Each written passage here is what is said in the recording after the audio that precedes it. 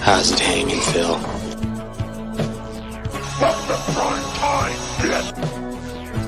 Come and get it! So either put the gun down now, or kiss your ass goodbye. Let's get this party started. I agree, Dana. Let's get this party started. So, ladies and gentlemen, it has been quite the minute since I've been able to be joined by these two beautiful gentlemen, the very first people I ever did lives with, two guys that mean more to me than I could possibly ever say. Ashley as well. We have Rhine1988. We have the Lost River Drive-In. Justin, how you doing tonight, man?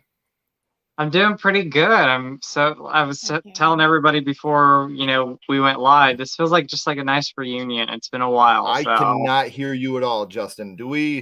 Nick, can you hear Justin? Yep. You can hear me? And it's us. Yes, sir. I don't think Ken can hear us, but I'm sure the people can hear us. Let me see something real quick. But you guys can hear us okay? Yes. Mm-hmm.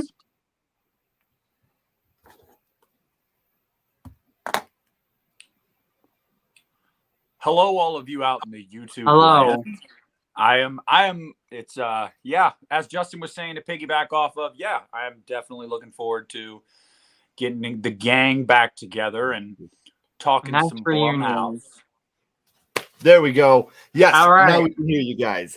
All right, so for those of us that weren't here 18 seconds ago, Justin, can you tell us what's been going on in your world? Working quite a bit. Family vacation about a month ago, which was great.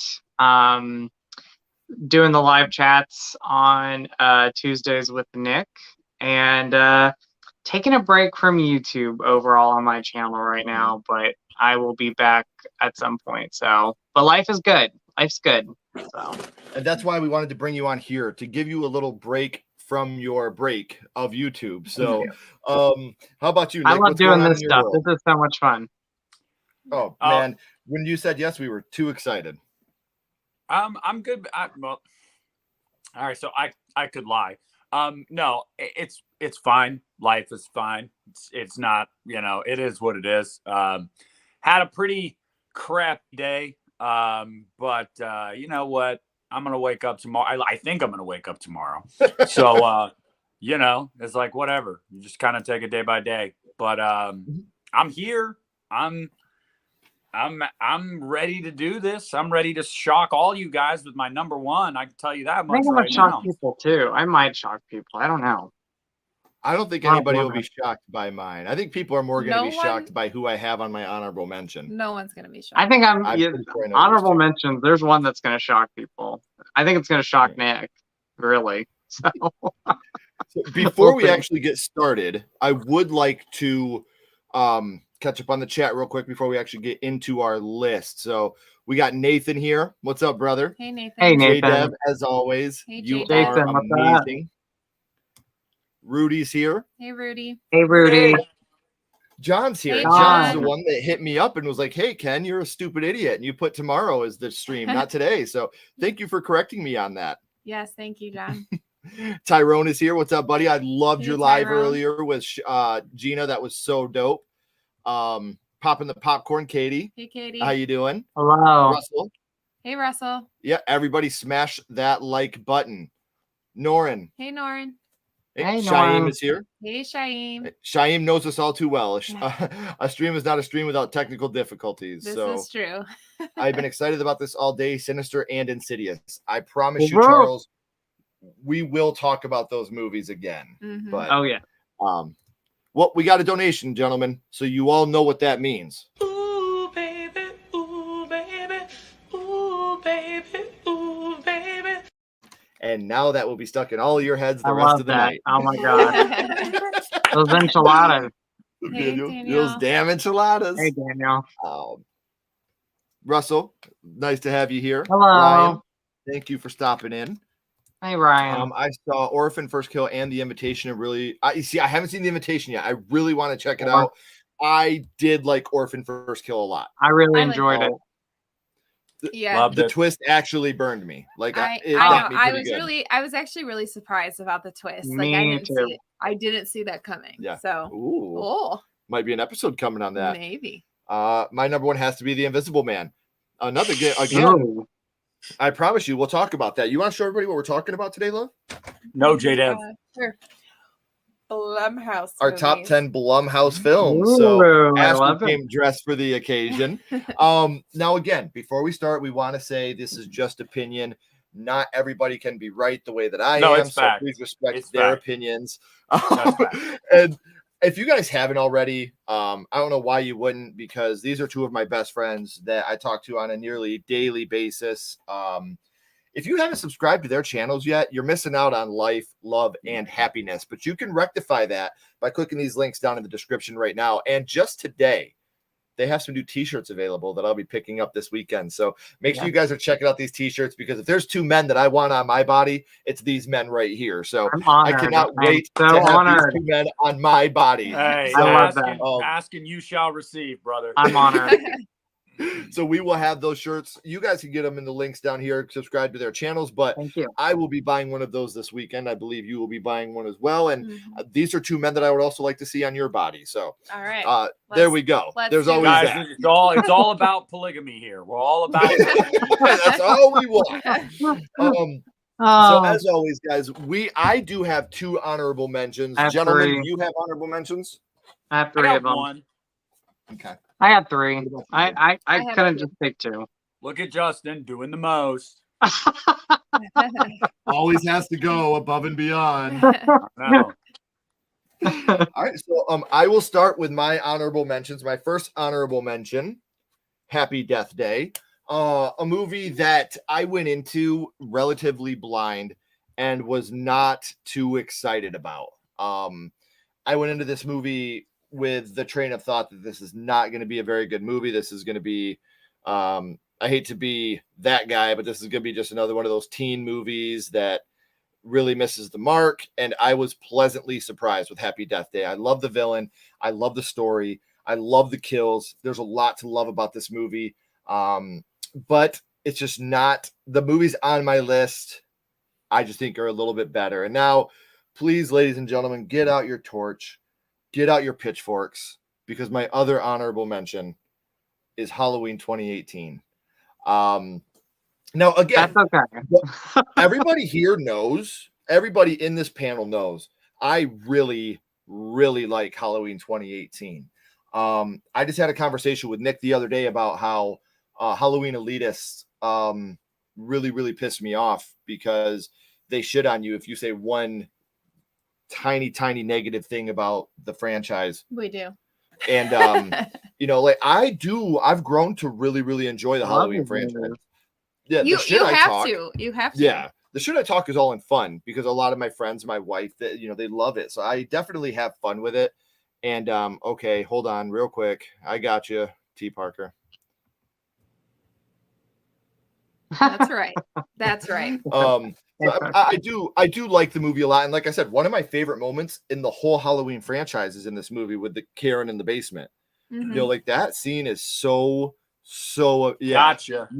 I love that I scene can't do it. so much. I know. But the other movies on my list, I feel like I have a better connection with. So those are my two honorable mentions. You want to give us yours, babe? Yeah, so I have Yeah, two sure. also. Oh, were you talking to me? Okay. One of them is Us. I after watching this a couple of other times, it really grew on me. And I really enjoy that movie, so I had to add that one. And I think that, I mean, it might not be Jordan Peele's best movie ever, but I really like that one. And then I also have Happy Death Day. Yeah, I think it's a fun movie, and you really care about Tree and what's the guy's name? I don't care about him enough. I just love Tree. Oh, well, I think that he's super nice to her, and like the way they are together is really... I love him in the movie. Just Tree is what makes that movie to me. Yeah. You know, like she's Tree Glebman or Gelbman or whatever her name is. I love her. So yeah, obviously I like enough to have it as an honorable mention too. So great job. Thanks. How about you, Justin? Oh, well, I'll just say this right now. I'm glad I'm not the only one. One of my honorable mentions is Happy Death Day, which was almost in my top 10, and I was going through the list of Blumhouse movies. And I was like, oh, why top 10? And so yeah, it's in my top 10, or not in my top 10. It's in my honorable mentions, but I love Happy Death Day. Like this one, I knew I was going into the movie gonna have fun with it. I knew it was gonna be a lot of fun, but I wound up really loving the movie. I love the characters. I love the story. I love that it is LGBTQ friendly, and that's awesome. And it's just a fun time. Like fun time, great surprises. You know, didn't see things coming, and yeah. So Happy Death Day. That is my first honorable mention. My second honorable mention is a movie that I don't know if a lot of people have seen from Blumhouse, and that is Dark Skies with Kerry Russell. This is one of the early Blumhouse movies, and it's centers around a family and all these like strange things happening to them. You know, birds flying in the windows, strange happenings with their kids. And you find out that it deals with UFOs and aliens. And it's one of the scariest movies that I've seen of the last decade. Like, I think this is a pretty eerie and scary movie. The third act is something that you will not see coming. And yeah, it really affected me. And I really love Dark Skies. And then my third honorable mention is another early Blumhouse movie, and not one that a lot of people talk about, but that is the remake of The Town That Dreaded Sundown, which I, again, absolutely love this movie. I like the fact that it wasn't trying to remake the original movie, and it actually, you know, is kind of a more reboot, a film within a film too. So yeah, I love The Town That Dreaded Sundown. I think that's, again, kind of like with Dark Skies, a pretty underrated movie that you should definitely check out. Yeah. No, and Dark Skies, that's Kerry Russell, right? Yeah. I don't remember much about that movie, but I remember we liked it a lot. That I do remember. It's you know, it came out around like Sinister, Insidious, Paranormal Activity, and it fell under the radar. Like, it wasn't a movie that a lot of people talked about. So, and it's I just remember we really liked it. Something about her kid. It had something like her kid was floating in the street at some point, right? Yeah. Yes. Alien. Okay. Yeah. I remember. I remember we liked it. So it has one of the most It has a really terrifying, like, eerie moment with J.K. Simmons when he's describing the Gray Men to, or the Grays to Kerry Russell and her husband, and it still gives me chills every time I watch that scene. I love. He's a huge Detroit Tigers fan, so he's all right in my book. So, I love how JJ. about you, Nick? What can you? What about your honorable mention?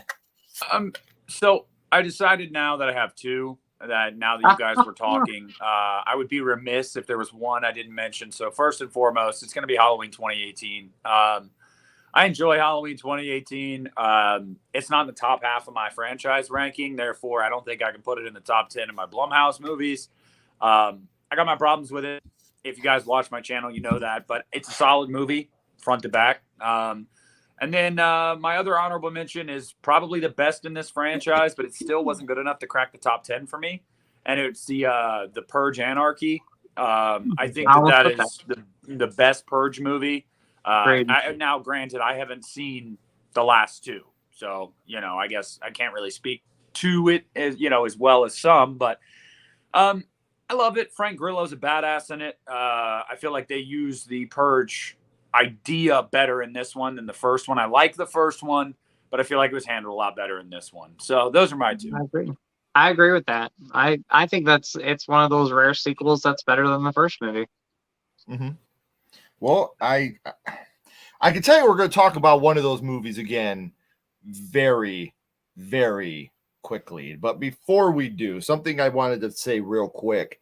If you can also become a member of Sledgehammer Horror by clicking the button down here. I think you'll really like that. And if you just came in, make sure you're subscribing to these two gentlemen. Their links are in the description. One last thing. Before we did this, we posted a short.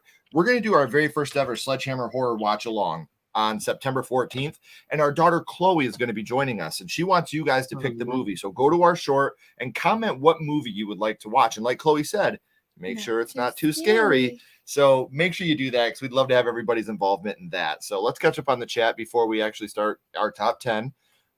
That's an awesome Blumhouse shirt, Ashley. Thank you. It looks great on It's actually good. I stole it. It would look better on my phone. Blumhouse. That's what we were going for. Honorable mention, Hush. I do like Hush a lot. Hush, I think, is very, very on my good. list. Not saying. Ouija and Paranormal Activity. Hit the thumbs up button. I agree. Kenny Lee, that's a damn good idea. Please do. Isabel Furman is a queen. Yeah, she's great. And they're talking about making another one. I don't know how they're going to do that, but just don't wait 13 years, please. Yeah, for sure. Halloween Kills, Paranormal Activity, and Sinister 2. Okay. Ooh, I like How is 2018 so low? Trust me, when you see the rest of my list, I think you'll understand why I put 28. It's not a bash at 2018. It's just I like the other movies more. Chris Marshall. I'm not even mentioning 2018, so I mean that's bad. Oh, with Hush being one of them, yes, Hush is very, very well done. It's Mike Flanagan, so you know the movie's going to be very well done. I love Mike Flanagan. Yep. Unfriended. That's a movie that Chloe actually likes. Or no, that wasn't that. That was Friend Request. Yeah, my bad. They're kind of similar. Yeah, though. I've seen Dark Skies when it first came out, and I remember liking it. That's the exact same thing I said. I don't. Great minds, J-Dub. I remember the title, but I don't remember anything about it. I don't remember anything. Hell yeah, Nick is on my favorite show tonight. Thanks, Christian. Christian says, I love Sledgehammer. I love Nick. I love Justin. He just loves everybody here. And Christian, we love you back, buddy. We love you too. Halloween rules. We agree. Yes. I subscribed. Awesome. Thank you. Thank you. One last thing we want to say before we get in our top 10. I wasn't going to do this, but I'm going to anyway. We are 19 subscribers away from 3,000. So please spread the word, guys. Get us out there a little bit. I hate sounding thirsty, but 19 subs away from 3,000 is huge to us. So it would mean a lot if you could spread the word. I'm one subscriber away from 2,400. I'm at 23.99. Nice. So. Well, awesome. hey, Russell just subbed to you, so that might have pushed you over. No, the mark. I was including him. Now I was at 23.99. Awesome. Okay. That's so cool, so man. Close. Yeah, so cool. So we can start our top 10, and that will be you starting us off, Ash. My number 10 is actually Truth or Dare. I really like this movie. It has my Pretty Little Liar, Lucy Hale. So I mean, I love the characters. I love her. I think she did a phenomenal job. It's a fun movie. And okay, so the Snapchat filter smile is kind of stupid, but other than that, like, yeah, the creepy, I can't even do it. But I was entertained Nick, by I that hear you. one actually. It's very entertaining. I really like that movie too. I have a lot of fun with it. I've seen it multiple times, and every Me time I too. watch it, I'm still entertained. So Me I had to add it same to my here. list. Same Yeah. here. I'll be 100% honest. On Sledgehammer Horror, the very first movie we did a review on was Blumhouse's Truth or Dare. It was a fan recommendation. So Ooh. that movie will always have a soft spot for me as well. It's not on my list, but I do have a soft spot for it. So Very how about entertaining. If you want just a fun horror movie. Mm-hmm. For sure. So you who's want to next? give us your number 10, Justin? Oh yeah, my number 10. So my number 10 is a Lee Lionel movie, but it's not Invisible Man, even though I do I really enjoy that movie. It's actually Upgrade from 2018, I think. So this was his sophomore film after Insidious 3, which I also love. Not on my list, but I love it. And then of course he did Invisible Man, and I really think Upgrade is what got him Invisible Man, because there's some great stuff that is an Upgrade that would carry on to Invisible Man. And so, Lee Wynell's one of my favorite directors right now. I absolutely love his work. And I think out of the Blumhouse movies, I talked about Dark Skies and Town of the Dreaded Sundown. I think Upgrade is definitely very, very underrated. People really like the film, people love it, but it still doesn't get enough talk. And I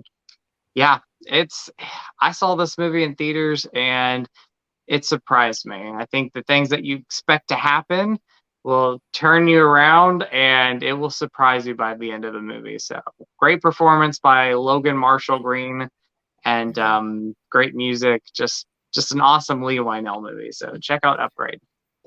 He did the craziest things with his body movements throughout this movie. Like it was the choreography and the stunt mechanics of this movie were just absolutely phenomenal. We love that. We love Logan. Like he was in the OC, then he was in Devil.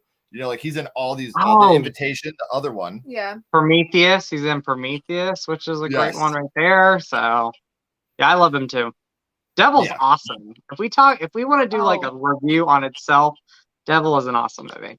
Let's do it. Devil is very underrated, I feel. We will do that because that's one of our favorite Shyamalan movies. So I would love to talk about that. I'm with you. I love that movie. So how about you, Nick? What comes in at number 10 for you, brother?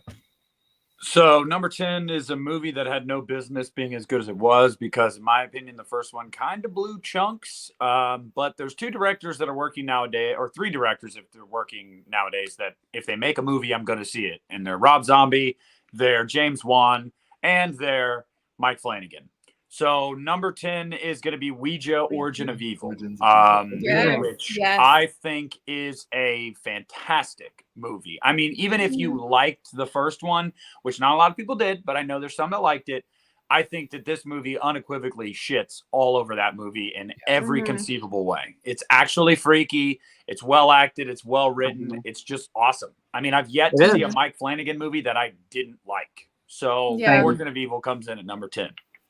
That one surprised me quite a bit. Like I like the first one, but that one, it surprised me. Yeah. I don't think there's anything that Mike Flanagan has done that I haven't enjoyed. Like he's phenomenal. I've said I did a whole Love Fest video on him a couple weeks ago on my channel, and basically what I said at the end of the video, and I believe this is, we're in the midst right now of one of the all-time greats. Like we're witnessing it, and 20 years from now or something, when we look back on his career, we're going to look back fondly like a Craven or a Carpenter or something like that, and be like, wow, this guy put out some great stuff. I think we're actually dealing with two guys like that, him and James Wan. I think they're both like that. So it's really something to behold, honestly. I like that Mike Flanagan, James Wan does this and other directors do this, but I like that Mike Flanagan, the stuff that he directs, he has the passion for, and he knows what he wants to direct, and everything that he's come out with, I mean, it's just been fantastic. So I agree. I completely agree. And it's one of those things, like when in the 70s and 80s, they didn't know, well, wow, John Carpenter and Wes Craven are going to be icons someday. And that's how I think you're right. In 20, 30 years from now, they're going to be going, man, they don't make them like they used to with Flanagan and Peele. And, like that's going to happen eventually. So we got to enjoy these things while we have them fresh in our minds and being able to watch them fresh new. And my number 10 is one that kind of got talked about, but it is the original, the number one, the first Purge. And Ooh, I like it. This falls strictly on the shoulders of Ethan Hawke. I don't think it's any secret I'm an Ethan Hawke stan. I think he's just so good at everything he does. Yeah. I swear. Whether it's my three favorite horror actors are probably like that are still making stuff right now. I would probably say they're Ethan Hawke, Devin Sawa, and Patrick Wilson. Like those are the three guys that if they're doing something, I'm going to be there to watch them the first day they do it because I just think they're that good. So I love the first Purge. I love that you talk about twists and turns. Like I didn't see the end of that movie coming the way that I was really bummed when I watched it. I was like, oh, that's such a shitty way to end this movie. But I love the Purge. I actually like the franchise. I like the Purge franchise. I liked the last one. The first Purge. That was the one where they're in Mexico. We liked that one. The Forever Purge. That's how much you liked it. Yeah, Forever Purge. There you go. I don't think I've seen that one. Yeah, you had to have. I think I've seen like the first couple, but yeah. You fell off after that? I'm pretty sure. Okay. Well, for me, number 10, The Purge. So let's catch up on the chat real quick before we actually get into our number 9s. Pretty Little Liars is a great series. My favorite of season 3. I want to. We watched every single one. We need to watch the new. What is it? The new one that's on. It's on HBO Max, right? Yeah, we need to watch that for sure. The Belko Experiment, written by James Gunn. I didn't realize James Gunn wrote that. Okay. I like the Belko Experiment. Insidious Chapter 2. I am going to say this. I don't have any of the Insidious sequels on my list. I always feel like if I'm doing a list like this, I'm not going to put any sequels. I do have Insidious on my list eventually, but if I like them all, I just I lumped it all up in the franchise. So, I mean, I did the same thing. Like when I made my list, I was like, okay, I'm only going to put one movie from a franchise on my list. Yes, I agree. Truth or Dare, some more Truth or Dare. Oh, I like Truth or Dare, love. Thank you. I'm not going to answer that yet, but it's a very, very good chance it'll be on here. Number 10, Sinister. This film is sick as hell. Well, Shaheem, I love you, but I can tell you this: the fact that you have Sinister at number 10, didn't see it coming, did you? No, I did not expect to have that so low at number 10. So good on you, man. Terrifier 2 trailer. Real quick, can we just take a little time out and talk about how fucking awesome October is going to be this year? Oh, it's going to be an awesome month. Dude, we're getting Hellraiser. We're getting Chucky. We're getting Halloween Ends. We're getting Terrifier 2. Like, my brain is already in October right now. Yeah. Like, we are I've already requested to have, like, every single weekend off in October. Like, I just can't work in October, so. The very last day of September, we kick it off with Hocus Pocus 2 in September. Yeah, like, let's just dive right in with that masterpiece. Yes. I mean, I just have to throw out, like, Hellraiser. Like, I don't know if you guys know. You probably do. One, I like the fact that they went a direction and it's female Pinhead. And two, it's a trans actress. And I was like, good for them for doing that. Like, I love that. So, yeah, me too. I'm excited for it. I'm excited for Hellraiser to go woke too. They're breaking grounds though. Like I like that they're breaking grounds with that. So yeah, we all know that in the original novel, Pinhead there was no gender. Right. It wasn't a guy. No. Inclusion is being woke. All right. We can't include other people. Everything has to be straight white men in everything forever, or it's not good. Okay. That's why Top Gun Maverick did so good. It's not woke. Yeah, exactly. No, it's bullshit. The actress's name is Jamie Clayton. She's amazing. I love the early glimpse we got. Just a little glimpse, looked really good in the makeup. I am all for it. I'm all Me for too. it. And you got a great director behind it. So I mean, have you seen The Night House? I love it. And can't wait. I'm with you. Like, there's so many good things that are coming out in October, and I'm already, like I said, I'm already practicing my Hellraiser went woke speech. So, you know, I can get super pissed about that when October comes because obviously people haven't seen the first one if they want to talk about that. So I love Upgrade. Oh, look at another Truth or Dare. It's a Another PG-13 Truth or Final Dare. I Destination. love this. That's awesome. Yes. I am excited about this cautiously, but I'm excited. Oh, I don't know. Oh, I was so excited about the first one, and I was so disappointed in that movie. Like, Yeah, it but was how such a about no, stylish shit. guys? We're missing the biggest fucking shark out of all of this, which is Evil Dead Rise got a fucking theatrical Yeah. release. I literally texted these guys yesterday or the day before. I was like, Evil Dead Rise is going to theaters. Like I was so I love stoked. that. I had And to we text get these guys Salem's right Lot away. next year. So Salem's Lot, I cannot wait. So And we got hold on real quick. We got two people. Pretty Little Liars Original Sin is so good. Pretty Little Liars Original Sin is so good. It's more of a teen slasher. We have need to to watch watch it. this. Yes. Like I'm trying. Yes, We gotta watch it. I would love this. A female Freddy Krueger. Fuck yeah. She can haunt my dreams. Horror fans are absolutely winning this year. And another thing I want to say about that real quick is we were just talking about the biggest. Let's talk about the real biggest discovery that we've made this week. Thank you to Mr. Sean Cunningham for letting us know that the real Slasher King is coming back next year. Hold on. Jason Voorhees. We already know he's coming out in 20. I mean, Michael's my slasher king, but Jason's a close second. He's a close second. I'm happy we're getting a Friday the 13th movie. Go Sean.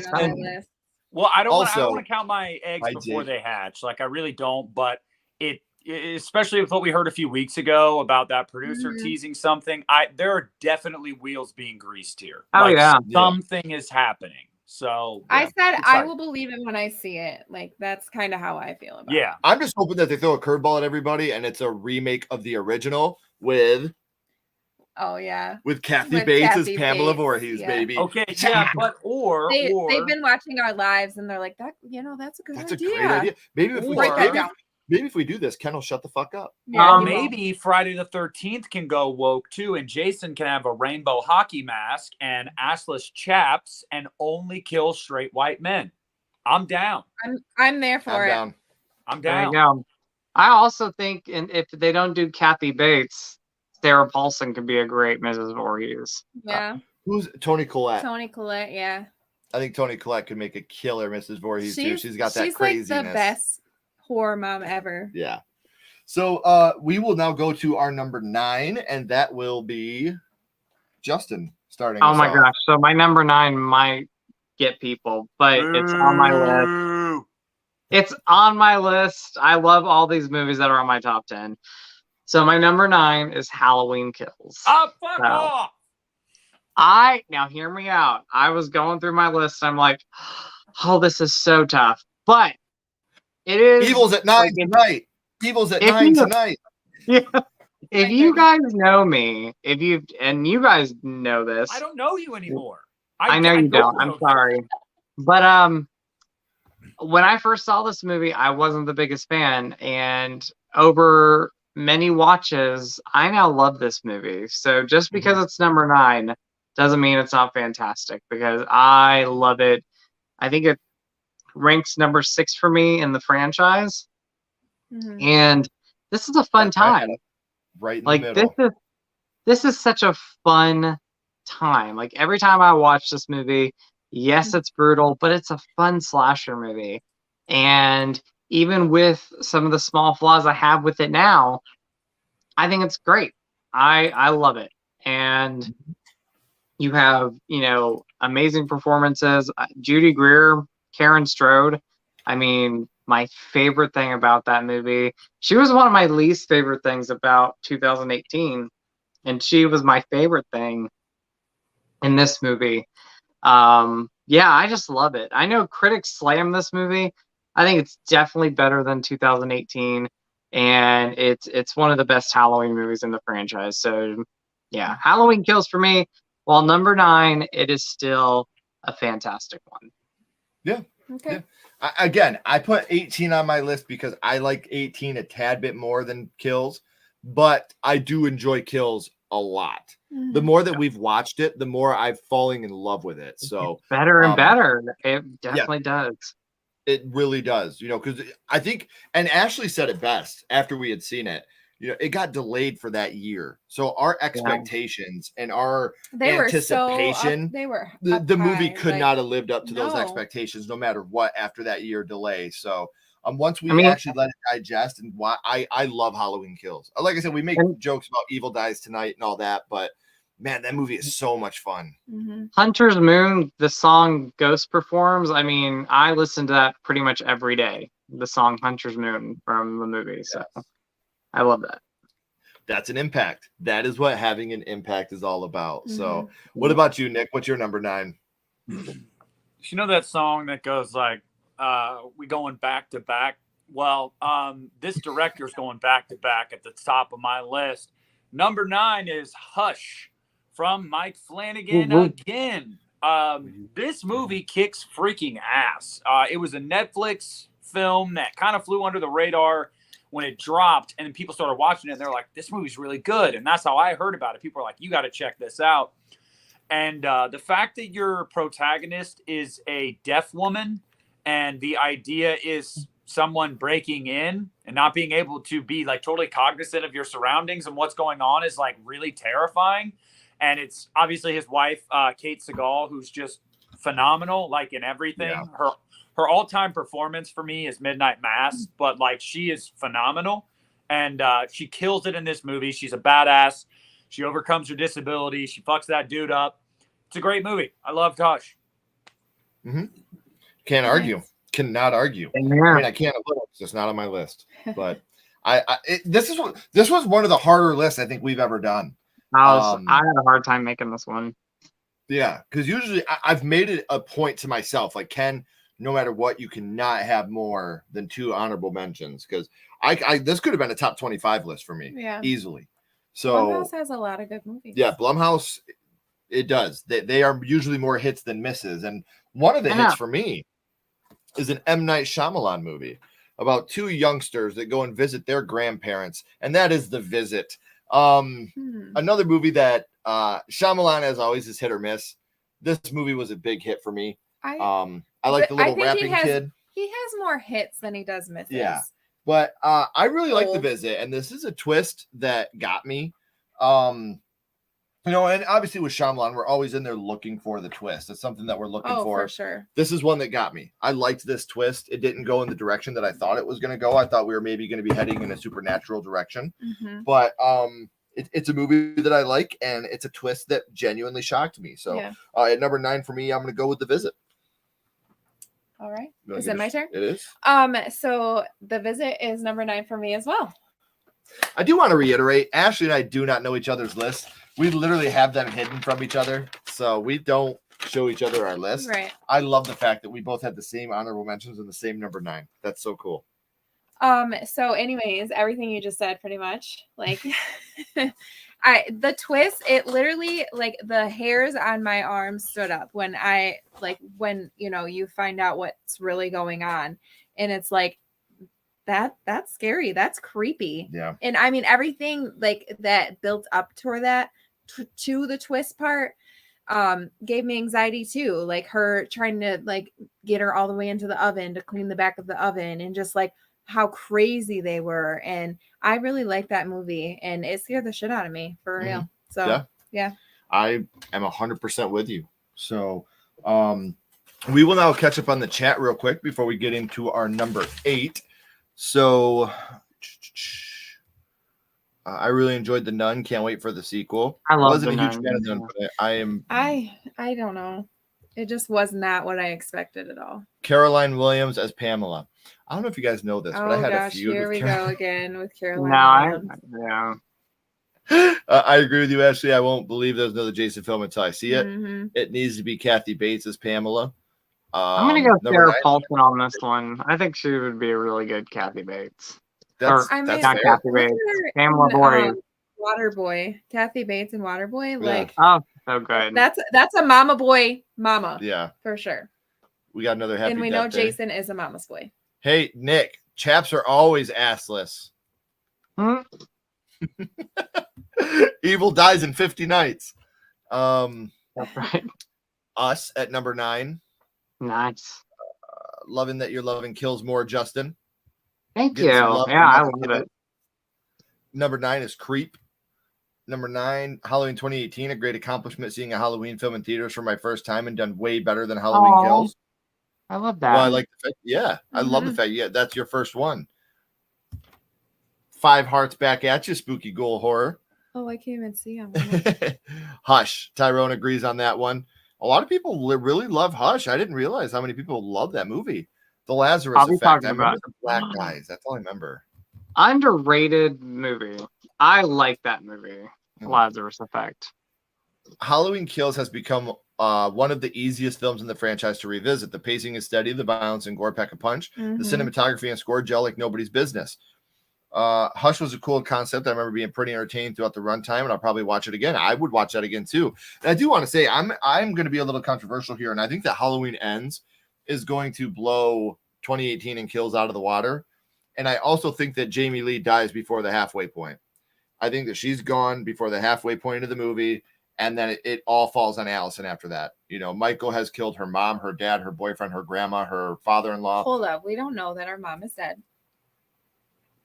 Michael has killed her mom, her dad, her grandma. You know, and I think that this is 2018 was Lori's movie. I'm sorry, Karen's movie. No, 2018 was Lauren's. Lori's. Now I'm mixing them together. 18 was Lori. Kills was Karen. Now Ends is going to be Allison's. I mean, triumph. that could be, but I don't think she's gonna die that soon. I am out, in my opinion. Well, Listen, she died in the first 8 minutes of Resurrection. Okay, so killing her halfway through the movie is not going to break a lot of people's hearts. Don't hold your breath. Yeah. Ken. Do you know Don't how hold your much breath. it pissed people off that she died? She already said this is going to piss people off. I know I did read that. She said that whatever the twist is in this movie, it's going to piss people off. The twist is her and Michael are in love, and they've been in it together the whole time. Could be. You never know. Nick, you never know. Well, let's just go right into our number 8. Nick, you want to give us your number 8? Yes. So my number 8, this might be a little controversial. I think it's the best one of this franchise, though it is not as groundbreaking as one of its predecessors, but it's my favorite in this franchise. Number 8 is Paranormal Activity 3. Now, like I said, Paranormal Activity is definitely more groundbreaking, more just like historically important, I think, to cinema.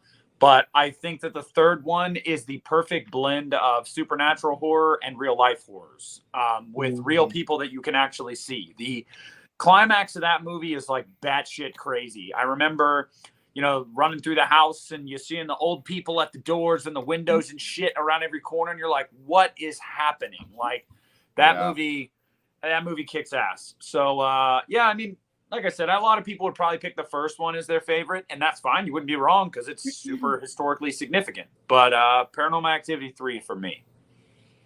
That's completely fair. Love that choice.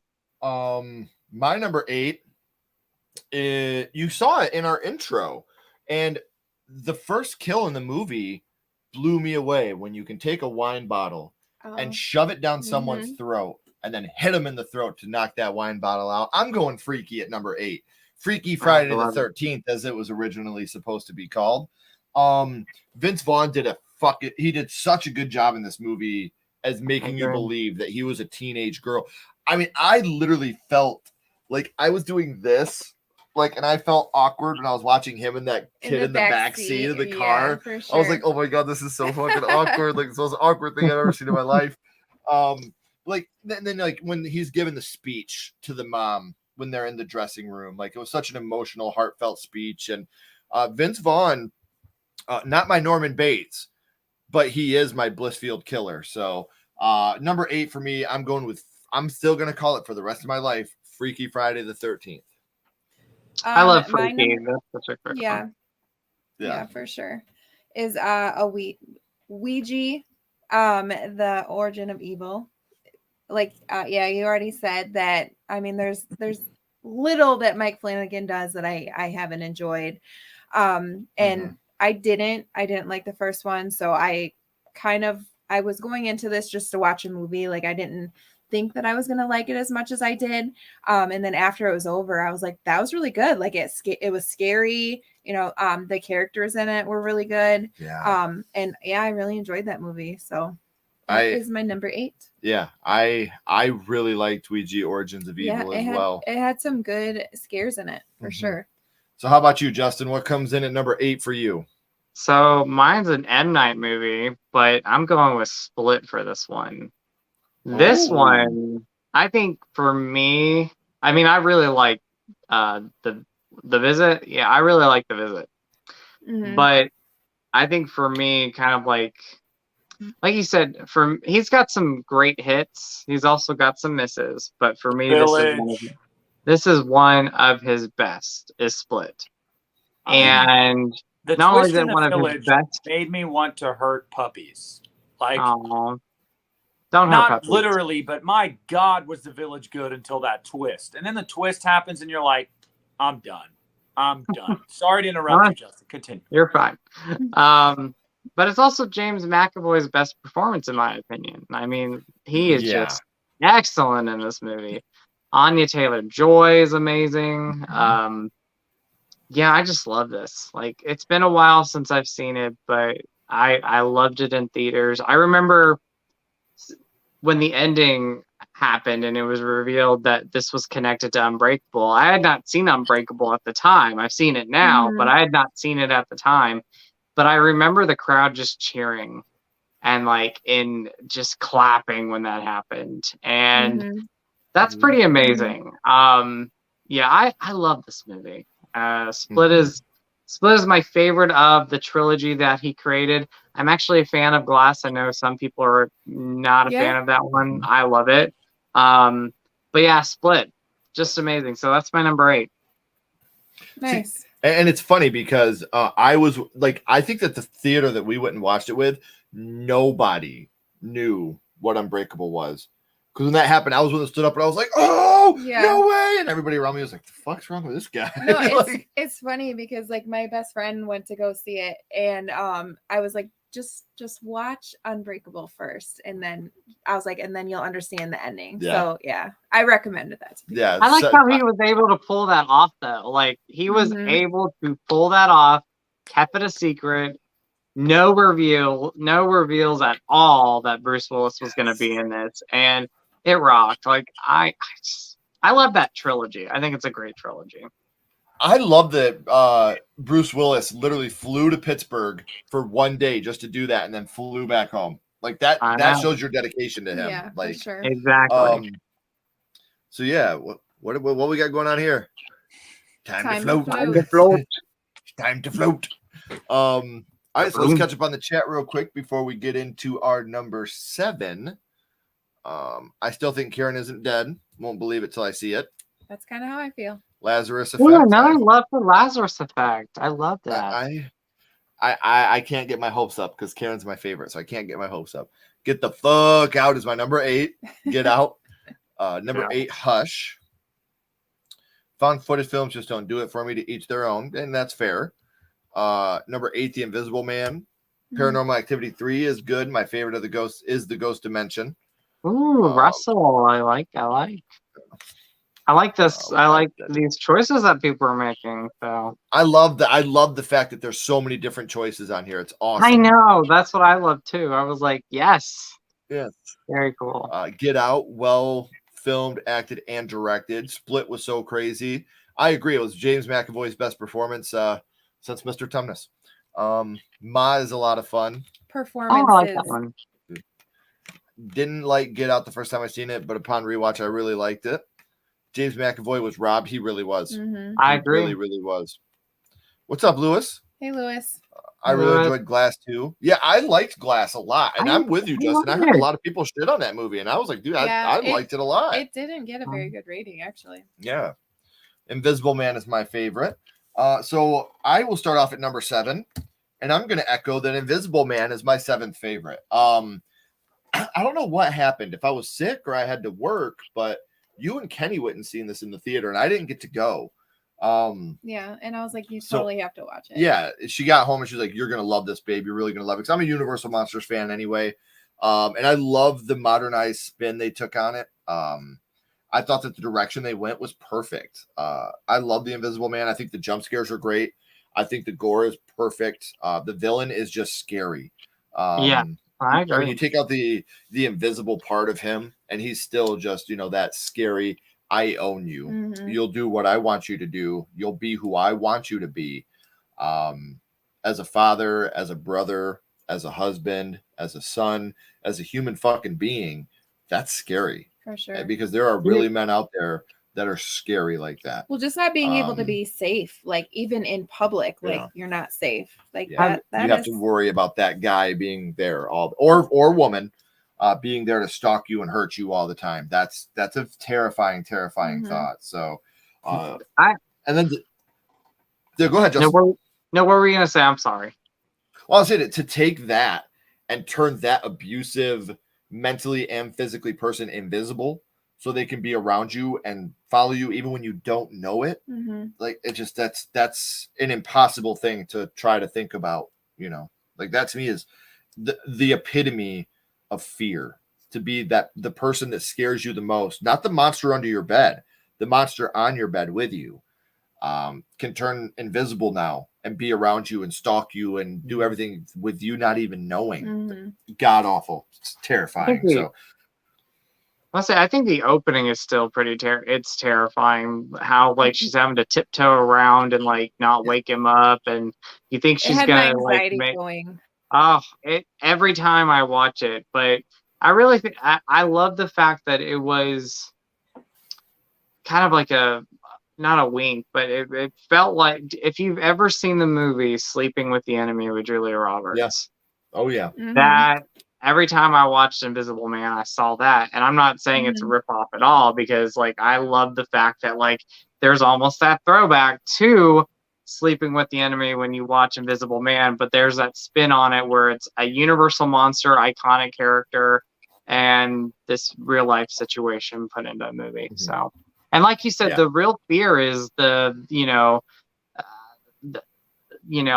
or woman, whoever it may be, terrorizing you and creating that fear inside yourself. And I don't know, that's the scariest thing.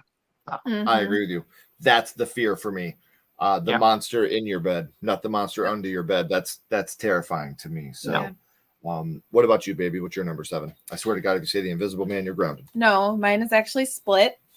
Yeah. I love that psychological thriller. It's totally a horror movie in my opinion. And Yeah. The first like sequence where he kidnaps the girls, like that scares the shit out of me. Like that is something real. That's something that can happen.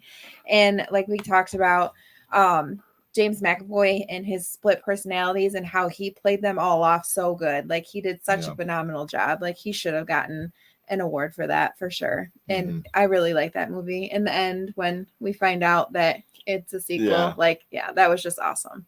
Yeah, for sure. Justin, you want to give us your number 7? Yeah. So I mentioned, I think before we went live, that I don't think, I mean, somebody might mention this, but I really feel like I'll probably be the only one. And that's Rob Zombie's The Lords of Salem. I know Rob Zombie is a hit and miss person for people. Mm-hmm. I'm a when he huge has a Rob hit, let me Zombie. know. The Munsters, maybe. I'm excited for the Munsters. I love Lords of Salem. It's not a perfect movie. It's got flaws. For me, tiny flaws. I love the film. But what really stands out with this movie is I love the fact that Rob took a different direction with this, and the fact that it's more atmosphere and it's more eeriness. But the atmosphere is a huge thing with this. The way he directed the movie, the look of the film, the set pieces. I really love that. The music in this movie, Tyler Bates, No, it's not Tyler Bates. It's John Five. His soundtrack's fantastic, and again, very eerie too. I know people are hit and miss with Sherry Moon Zombie. I think this is her best performance because it really stands out from the character she played, which is Baby, in the House of 1,000 Corpses, Devil's Rejects, and Three from Hell. She, I think, is fantastic in this. If I had flaws with it, it does end kind of abruptly. I don't think it's a terrible ending, but rewatching it, yeah, it could have been better. But I really love this. I will stand by this movie when people don't like it, and we all have our opinions, but I don't think it's the worst movie that Rob Zombie has made, and I think Rob is able to create great atmosphere, and he's able to do it with this movie. So I feel like I'm rambling. I apologize, but No, you're good. I will say that our verses for October, we just rewatched Halloween 78 and Halloween 07, and watching the theatrical version of Halloween 07 made me like that movie a lot more. Much better. So better. So much better. So much better. I'd only ever seen the director's cut, and I will tell you that I actually found a lot of enjoyment in Halloween 07. I did. I mean, I don't think it's. I think that if you're going to watch that movie, you need to watch the theatrical version. Do not watch the director's cut. Watch the theatrical version, and you'll get so much more enjoyment out of that. I'm telling you, after the hospital scene, I clocked out. When I seen the director's cut, I was like, I can't fucking do this anymore. I can't watch this. I am not a fan of the director's cut of that one. I think there's some good moments towards the end, like with Laurie and them, but yeah, if you're gonna watch that movie, you got to watch the theatrical cut. So, so what about you, Nick? What comes in at number 7 for you, brother? Well, just gonna say, I hate the breakout scene in the director's cut, but I think everything else that's added in the director's cut improves that movie quite a bit. So I do watch the director's cut when I watch the movie, but I pretty much look at my phone or whatever during the breakout scene. I don't watch it, or I'll skip it entirely, because it adds a lot more stalking of Laurie shots and a lot more stuff with the teenagers and stuff in the second half of the movie that I really dig, and more stuff in Smith's Grove. But my number 7 is going to be controversial, man, and it's whatever. I mean, I've felt this way since I saw this movie in theaters. It's Sinister 2, not Sinister. I love Ethan Hawke, and I really enjoy the first Sinister movie. But my big gripe, and why I put 2 above 1, is because the Ghoul is all about, corrupting the child and then taking the child. And I felt like the first movie was more about Ethan Hawke and not enough about his kid.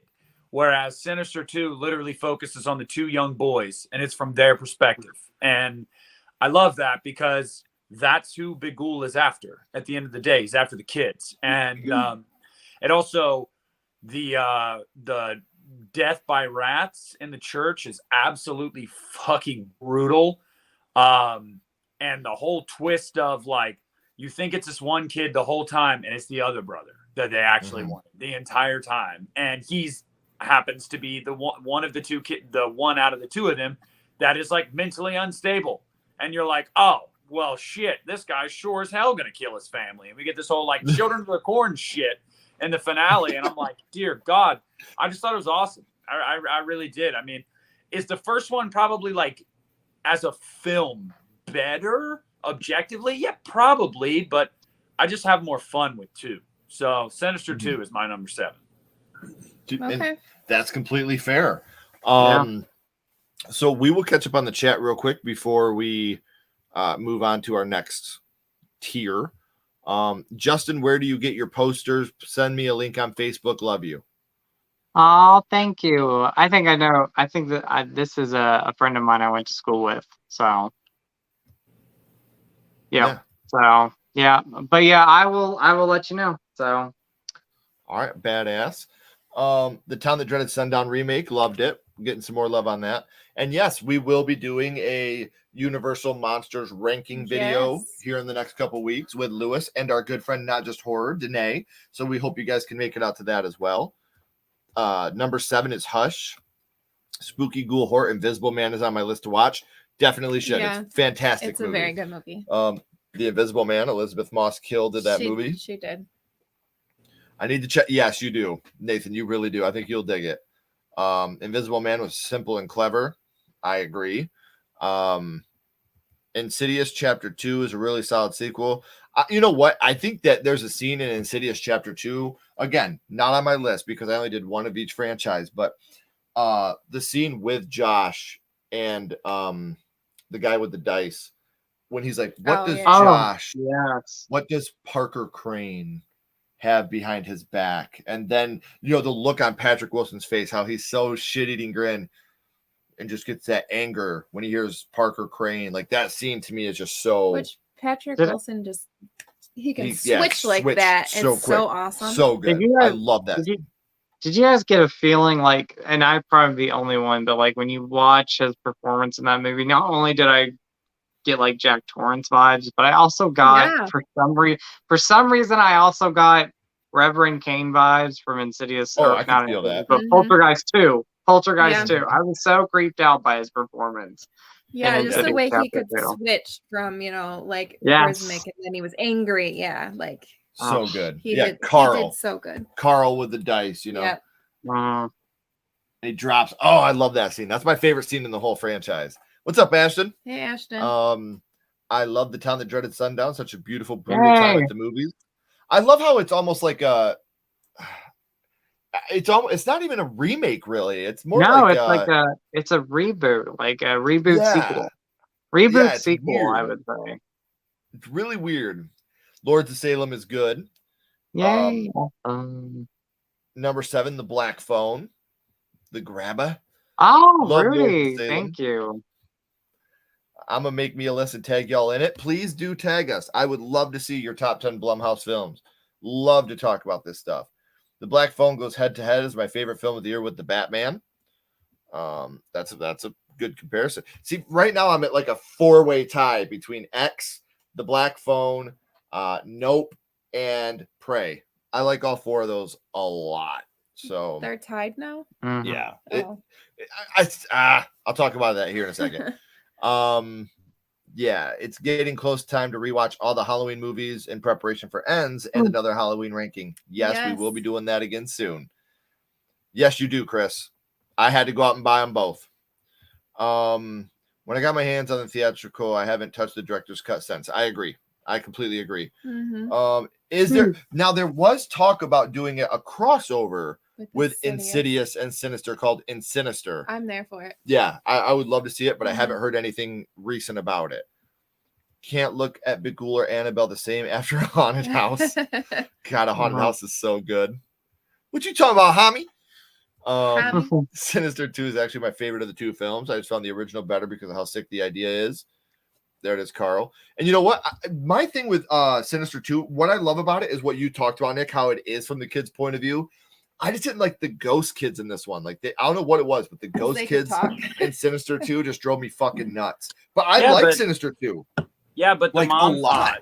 The mom's hot, and Deputy So-and-so is great. So, he's perfect. And you know what? The dad is such a douchebag. Yeah. But he played that role. When they're at dinner and he's trying to force the food in. Oh, my God. I was just like, oh, my God. Like, I hate you. Yeah. But that's how you know he did his job. Yeah, so, for sure.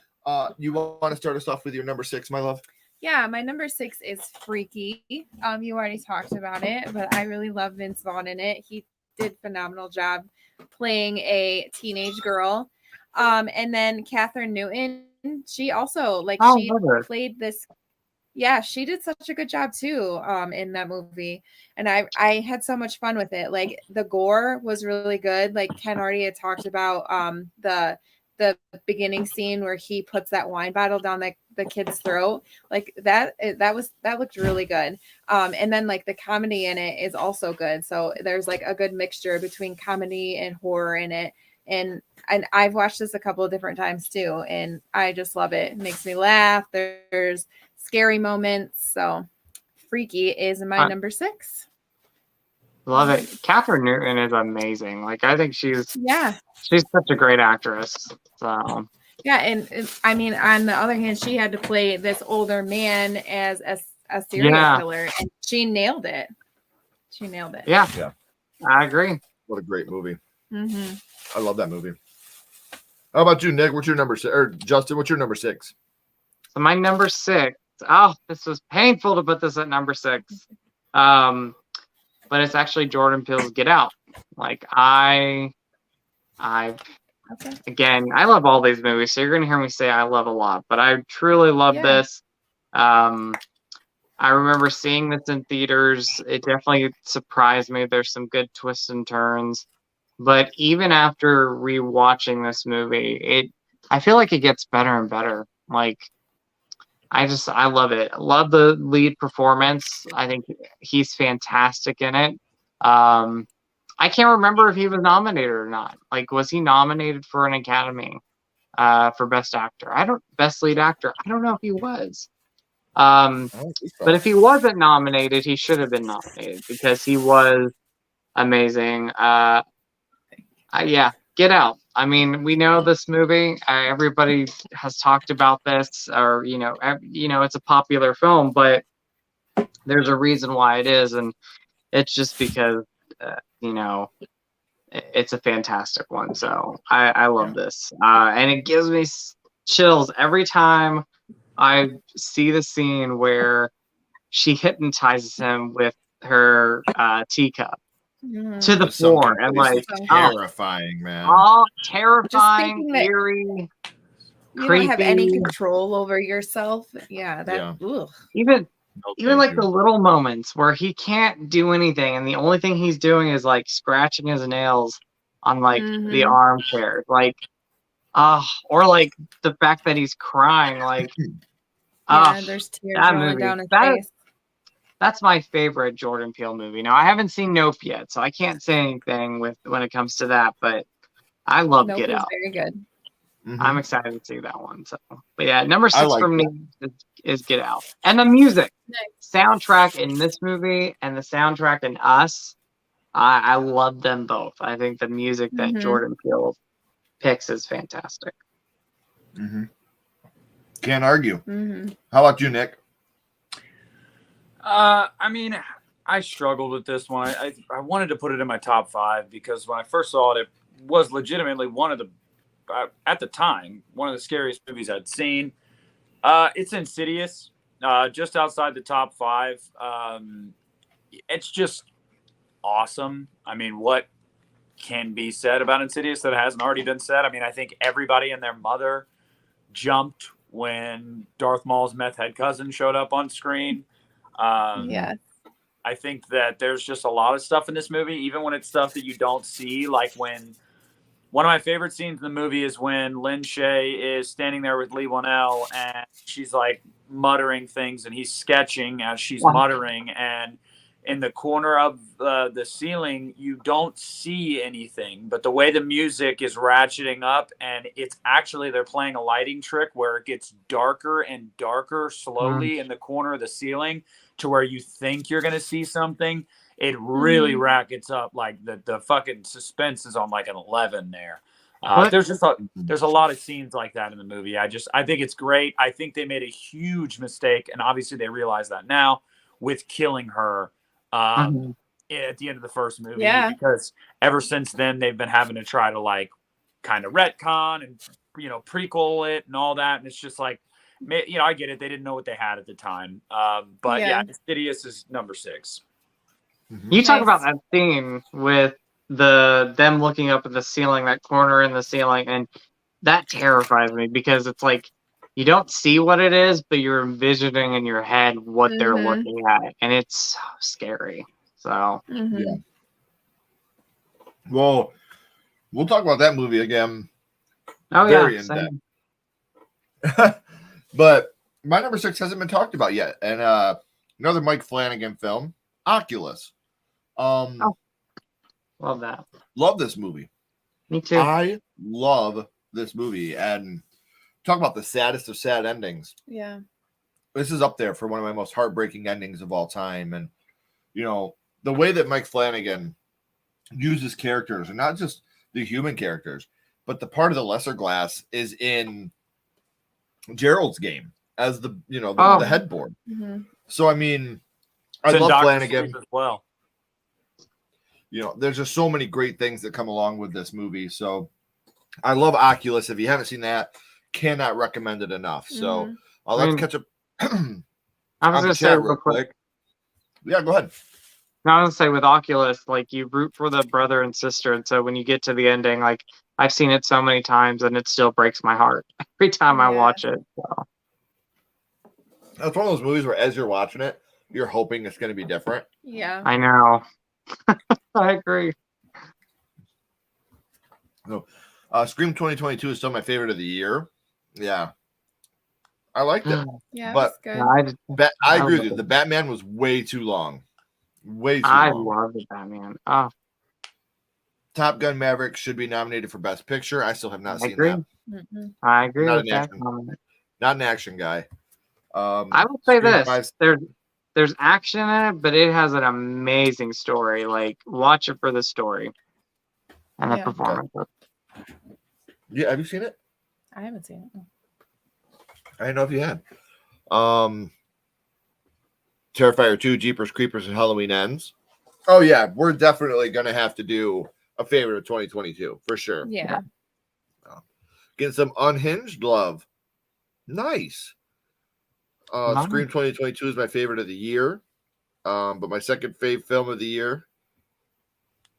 Oh, but my second. Okay, now I see what you're saying. Favorite horror, but second favorite. Yeah, she is very underrated. Habaneros is what I'm eating, and I am instantly regretting it. Yeah, me too. That's why I had to grab a cucumber real quick because I shouldn't have done it. What's up, Born to Be Rad? Hey. Hey, Garrett, doing, what's up, bud? I know. No more eating during live streams. That was a terrible idea. I'm just so hungry. I fed you before we came I here. fed you. I did. I fed him. And she had to pull me off the teat as we got here. Number 6 is Sinister. Nope is. Oh, cool. Nice. Nice. 6 is Us. Nocturne. I've never seen that one. I love Whiplash. I do Love too. Whiplash. Love Such a good that movie, movie. T. Barker. Yes, I was just going to mention Whiplash. Insidious was my Netflix and chill movie. Want to come over and watch Insidious? Why don't you ever Netflix and chill with me? Nice, I don't Ben. know. All right, so we are up to number 5, and that will be Justin starting us off. So my number 5, it's been mentioned, and it's well deserved. I don't know. It's not my favorite Mike Flanagan movie, but Hush is one of my favorite Mike Flanagan movies. And yeah, the first time I saw this movie, I really didn't know too much about it. I watched it with a buddy of mine, and he loved it. So we sat down and watched it, and I was on the edge of my seat the entire time once it started picking up. Yeah, and it keeps you guessing. It surprises you. I love the story. I love Kat Siegel in this movie.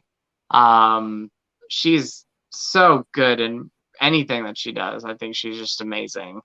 And it's one of my favorite home invasion movies, if not my favorite one. I really, really, really love the film. And we've talked about Mike Flanagan several times, but the man can do no wrong. Like everything that I've seen him direct or things that he's been involved with, he's just knocked it out of the park each time.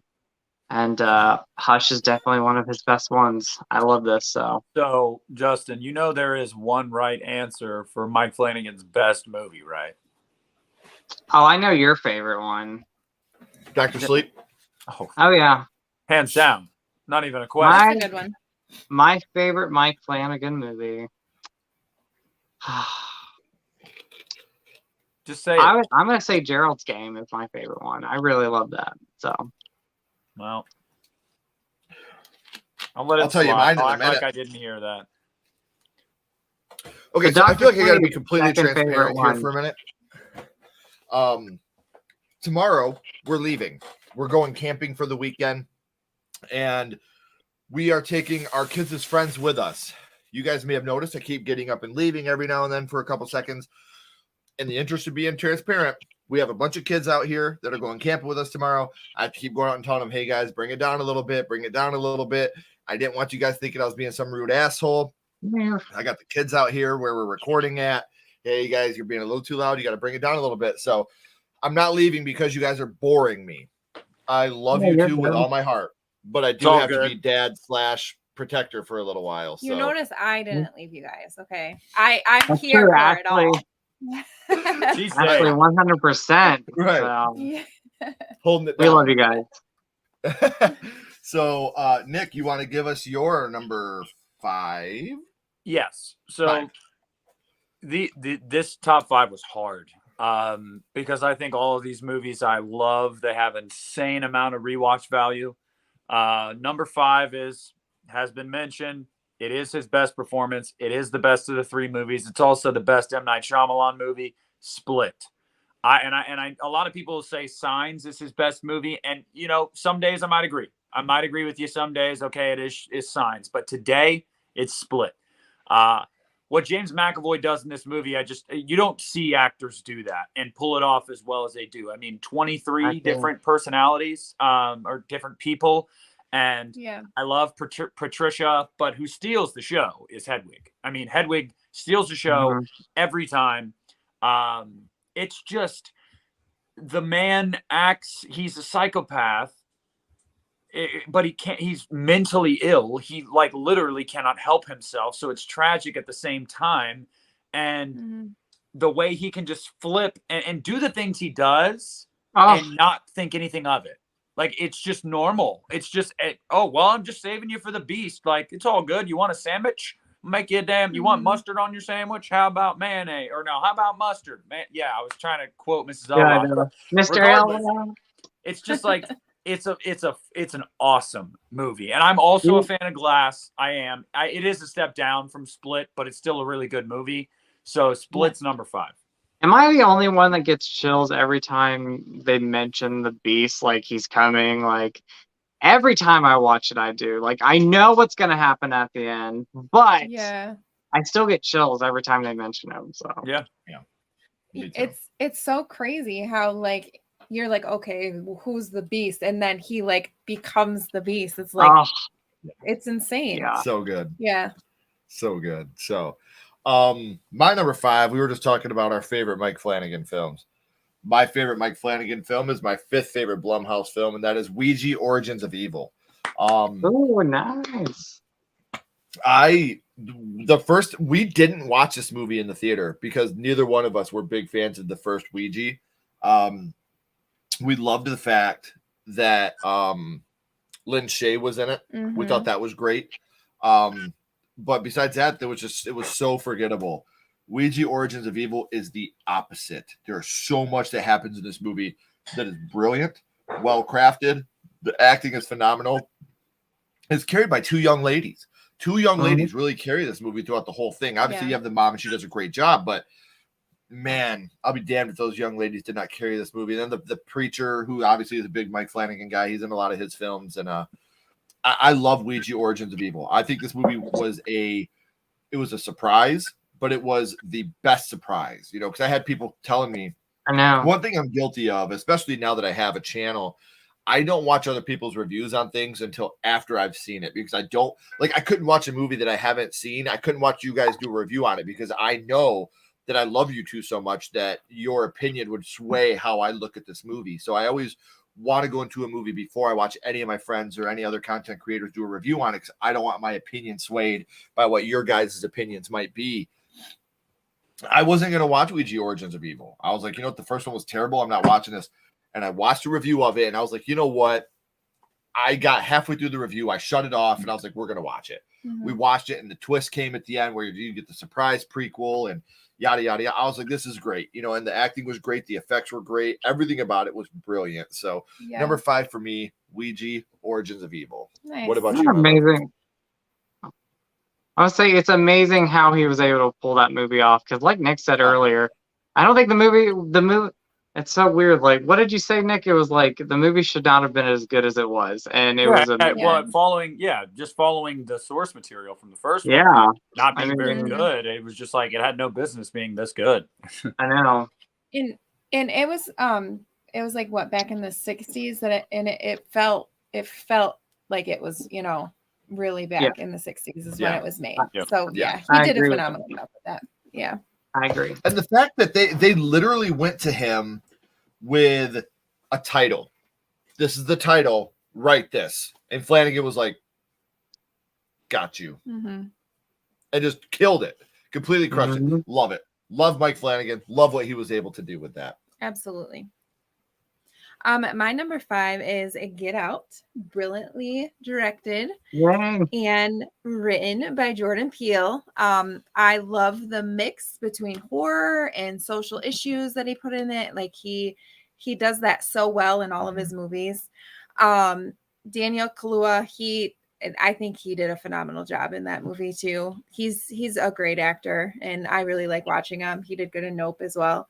And I just the awkward situations that he's put in that movie, like you feel awkward and you feel his pain. And I would have voted for Obama a third time if I could. Like, yeah, it's just so cringy, you Me know, too. the shit Me that too. Me too. the shit that he dealt with, and you feel it when you watch it. So he did his job. Yeah. Yeah, and I really like that movie a lot, and it's scary. There's, you know, the social issues that is in it. Like, I'm not gonna lie, that movie has one of the best jump scares of all time when they're driving and the deer hits the windshield. yes, It's such like a solid jump scare. I mean, that could really happen but in real it's life. so good. That's But you happened talk- to us before in my car. talk when I was about- driving. You talk about one of his best moments in the movie, though, and performance-wise, is the scene where he's telling his girlfriend, "Okay, give me the keys." Yeah, Just give me the he has that keys. little glimpse of hope, like maybe And she he's trying to hold on to that hope, and it's slowly Mm. going away, and it yeah. breaks my heart every time. And she's like, you know that I can't do The that. way that when after she says these keys, you know I can't give to you. How you literally watch him deflate. Like Yeah. literally, his whole Yeah. body.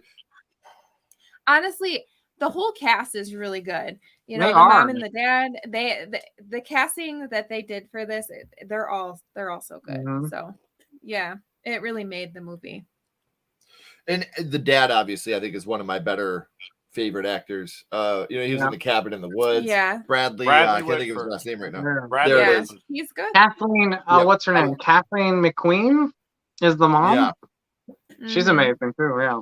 She is. Yeah, they all were great. Even the brother. I mean, he's creepy Yeah. and How he's when Yeah. he's got the lacrosse stick, so good. yeah. Yeah, love it. You'll never hear "I've had the time of my life" again. Like when she's sitting upstairs looking through her phone on the interwebs, doing her like stuff and like eating Fruit Loops and everything. I'm like, this is sick and twisted with her. It is. For sure. Well, that actually gives us that's up to you, Justin. Your number. Okay. Oh, wait, are we on number 4. We're on number. That was number 5. Yeah. Okay, well, let's catch up on the chat real quick before we get into number 4. Not sure yet, but cautiously optimistic about it. I'm excited, but Mhm. I'm nervous. Right. We'll see. I think the cast will make it or break it for Yep. sure. 5 is Halloween Kills. Hey, Jamie. Thanks for Jamie. stopping in. Jamie. Invisible Man. Dr. Sleep is a masterpiece, and I'm going to be the one to say it. It's better than The Shining. I say that I'm- shit all the fucking time. And I love The Shining. I love The Shining, but Yes. Dr. Sleep's better. It's better. I would love to see a continuation of Dr. Sleep, the Abra story. I Yeah, would love to that would be see good. a continuation with Abra. Well, oh my gosh, I'd die to see that. 5, Truth or Dare, one of the most unique Blumhouse films of all time. It should be appreciated for being love different. I agree. I'm I loving agree. the love for it. Me too. Dr. Sleep for me, holy shit, I loved it so much. Yes, such a good movie. Thank you so much. We're excited. Be nice to go out and get away from technology for a little while. So Yeah, Halloween Kills is a mess, but I enjoy it for what it is. it's more like glamping. Yeah, we're glampers. We're glampers. We got more love for Halloween Kills. Hey, we got love for a dating site. If you guys need the best adult dating site, I know where it's at. Apparently, I got my twins and I'm single, so I got to get up and take care of the kids. So I get it. Love you, my Much love. love to you. Yeah. Much love to you. I love this bird. I love Milo. So I hope you don't mind me saying your name, but we go back. Well, I hope that I'm gonna make you a mod too, because you were talking about. So, bam, you're good. So that way you can help us weed out these bastards. James McAvoy plays any part good, especially Mr. Tumnus, my brother. Speaking of camping, when the hell are we getting the Burning remake? I don't know if I want it. I don't know. I don't want that. I don't want it. No. That wasn't me. That was Patricia, etc. Legit watching Invisible Man now. Please let us know what you think. Yeah, for sure. I you know what? I'm gonna go out on a limb. I'm gonna say I said it earlier. I think Unbreakable is the best in that trilogy. I think Devil's is best. I think Devil is the best Shyamalan film. I love that Devil movie so much. Underrated. Mm-hmm. We just wait. We're getting a Strangers trilogy, a 3 brand new Strangers movies. So exciting. Rennie Harlin's directing too, which I'm like a huge Rennie Harlin fan. So yeah, Chris's friend is fucking hilarious and Get Out. That's TS motherfucking A. Okay, that's Rod from TS motherfucking A. Yeah, Rod he's is so funny. good. Like he's the best comic relief in that movie. Oh my gosh, he's so good. This bitch is lying. I know you're lying, bitch. He's so good, man. Yeah. He's so good. Sorry, I love Dr. Sleep. I think it's much better than The Shining. I do. And again, I think The Shining is great. Mm-hmm. There's very little to dislike about The Shining, but that to me is just how good Dr. Sleep is. Yes, The Sunken Place, terrible. Don't Mind It All, love you. So you could say their name. I didn't hear it. What was their name? name's well, it's Milo. So Milo? love you, Milo. Okay. Milo, fancy meeting you. We I'm so glad used to that do you're here. YouTube. We used to do real quick. We used to do YouTube videos together at a college campus we went to, and they're still on my channel. If you go back to my first year of YouTube videos, so Nice. That's awesome. I will check it out. I'll love to see a young Justin with He's like still young. curly younger long Justin. hair. So Yes. Love it. The Burning should be left alone. The Shining is overrated. See, I don't think so. I think I'm going to be honest here. I think The Shining is underrated. I'm completely serious right now. That's how good The Shining is to me. It's a masterpiece. Dr. Sleep is just better in my opinion. Mm-hmm. Nick, would you like to start us off with number 4, man? Yes. So this one's funny. I'm gonna get shit for this. Whatever. Don't care. Everybody's been saying it. It's become super rewatchable. It's one of the most easily accessible. It's super freaking fun. It's Halloween Kills. It just is. Always and forever. I'm absolutely terrified about ends. I don't know. I mean, I'm gonna see it. I'm kind of excited. I'm kind of not. Whatever. But Kills is just super fun. Kills had the great benefit of being the middle movie in a trilogy. Middle movies and trilogies most of the time can't really do much wrong because they're almost like filler. So it's just kind of like throw whatever at the wall and see what sticks, man. And if you look back in a lot of trilogies, like, I don't know, The Empire Strikes Back, like it's just, they're very easily accessible. I don't know. I love Halloween Kills. I love it. We're talking about Judy Greer. My moment that always gives me chills still is when she says she's holding that mask. You want to come and get it? Like, great. Dude, we literally put that in our intro. That's how much I was going to put the gotcha, but the come and get it just fits so much better. It's like, you want to take somebody, take me. I was like, oh, every time I Nick watch just it. brought up The Empire Strikes Back. When The Empire Strikes Back first came out, that movie was fucking hated. I know. People hated The Empire Strikes Back. And I think that once Halloween Ends comes out and we see what the conclusion is, more people are going to go back to Kills and be like, I agree with that. Yeah. I agree. Definitely. I agree. Yeah. So good call on bringing that up, Nick, because I always talk about that. Like when Empire, because Empire's my favorite. Mine too. Hope and Empire go back and forth. But man, I don't watch that. She's like, yeah, whatever. But yeah, when Empire Strikes Back, when the Empire came out, like that was bad. People hated it. They were like, this is stupid. What's up with Han Solo? So many questions were left unanswered. Then Jedi came out. Everybody was like, Empire was pretty damn good. So I'm hoping we get that with Kills. So my number 4, we're going to take another trip to the sunken place. And one thing I could say about this movie would have been completely off of my list if they had stuck with the original ending. if you the guys ending that we all thought that was gonna happen. Yeah, if you guys haven't seen the original ending of Get Out, not only do they have it here on YouTube, but they have it with Jordan Peele's commentary. You need to watch it. Watch it with his commentary over top. It's so awesome to hear him talk about the reasons that he didn't want to do this ending and the reasons that he was going to go with this ending to start off. But man, you talk about a movie that it scared me so bad the first time I watched it. The idea of the sunken place gives me the worst anxiety.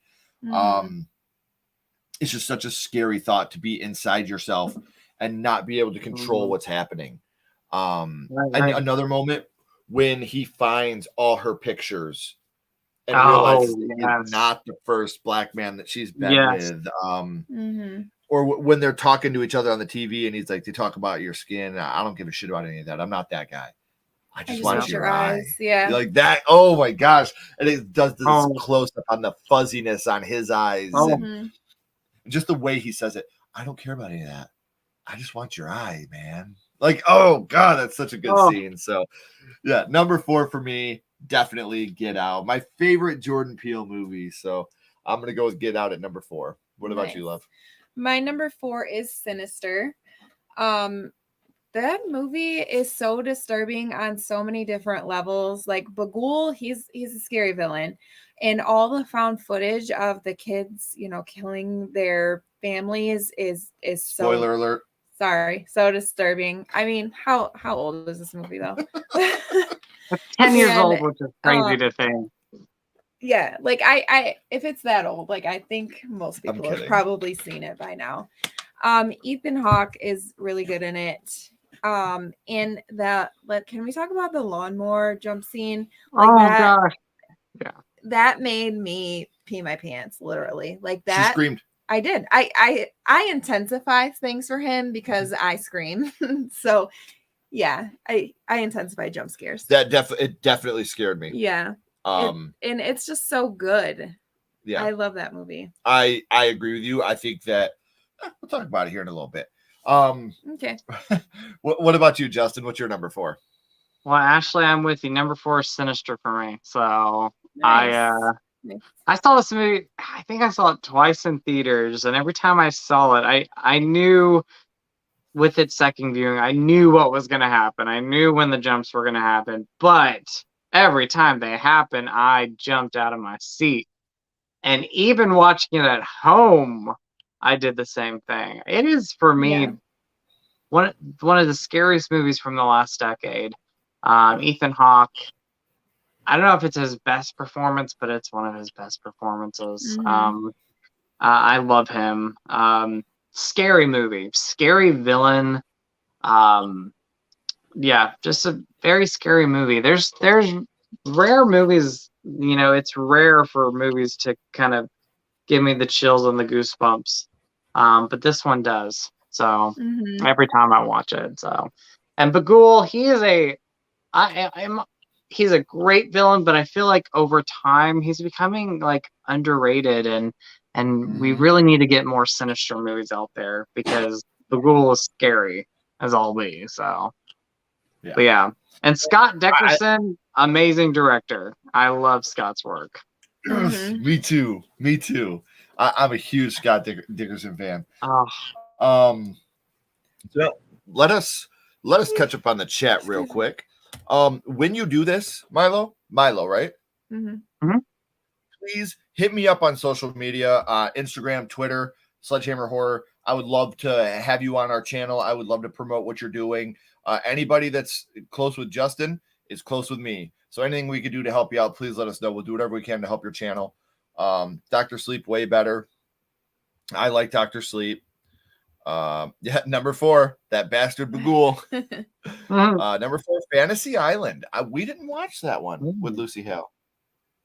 I mean, I just didn't do anything. I respect everybody who enjoys it and loves it. That was the last movie I saw before everything shut down in 2020, and maybe I need to go back and watch it. But that's like one of the worst movies for me. Justin. No, Justin. I believe how you described it was that movie sucked. It does suck. No, I'm trying to be nice a little bit, but yeah, it does suck. I mean, it sucks. So I mean, No to each offense, their own. Russell. Because If you love them, Justin, if you Justin loves the tap dancing in The Exorcist too. So I mean, to each Don't their yeah, own. so I mean, we all got our loves.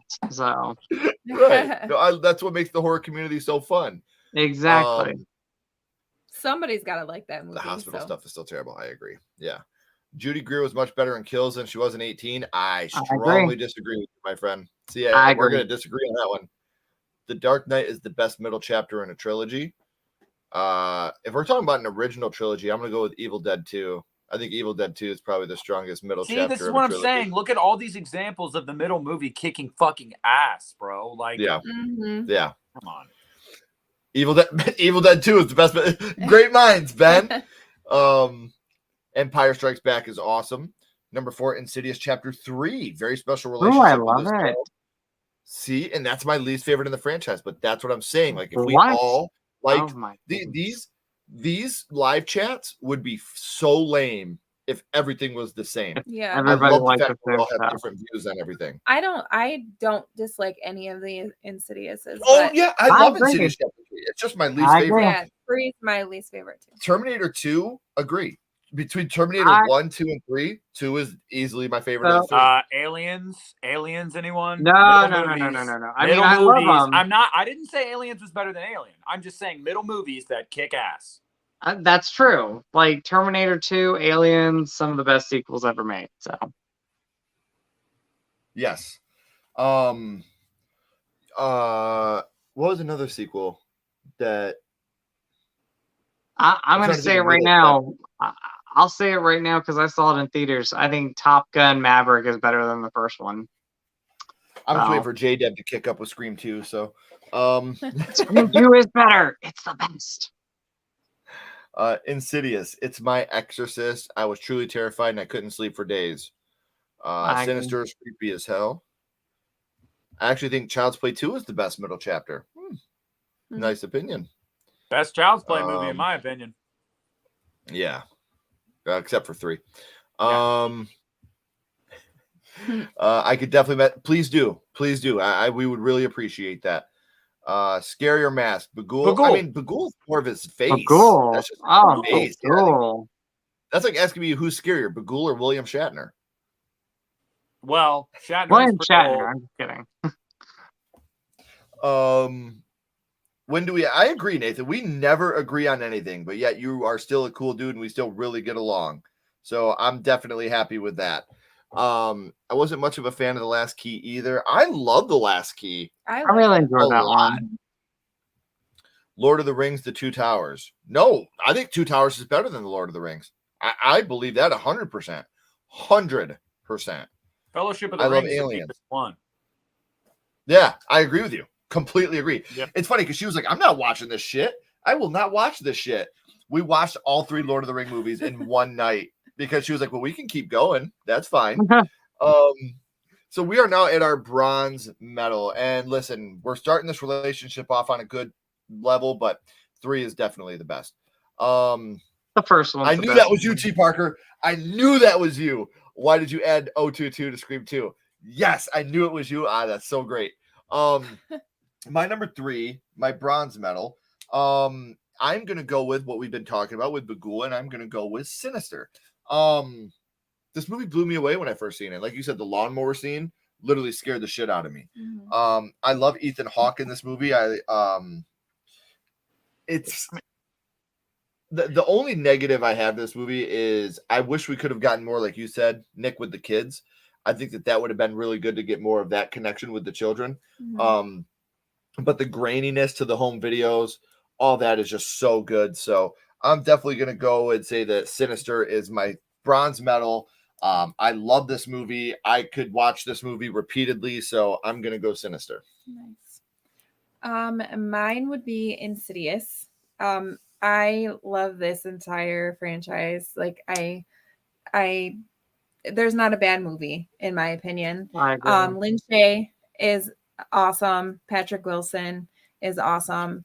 The jump scares and they get you. They do the where you think that you get the jump scare and then you get meth mall, behind Patrick Wilson. There you go. You think that the jump scare is actually, in the dream, and then you get that one, and it gets you twice. So they did a phenomenal job with that, and I love that whole franchise. So, yeah, Insidious. I'm shocked it's that low, but it is what it is. Yeah. How about you, Justin? What's number 3 for you?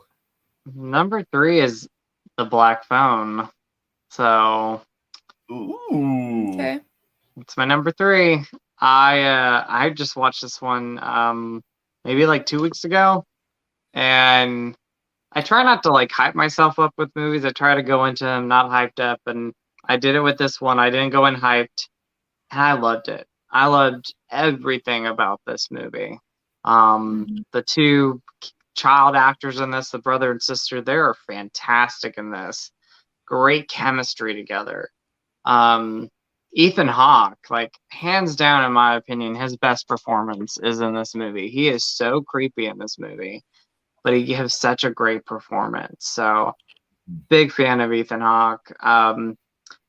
It's my second favorite film from Scott. I'm probably mispronouncing his name. Derrickson. What is it? Derrickson. Derrickson. Yep. My first being Exorcism of Emily Rose. I think that's his scariest movie. But Black Phone, it's a great film. It's very entertaining. It's scary at times. It's eerie. It keeps, the twists and kind of the way the movie ends, you don't see it coming. So for me, it was really hard to put this movie at number 3. It almost was like my second favorite film from Blumhouse. But yeah, Black Phone, I love it. So one of my favorites of the year, hands down. I completely agree. Me too. What about you, Nick? What comes in at number 3 for you?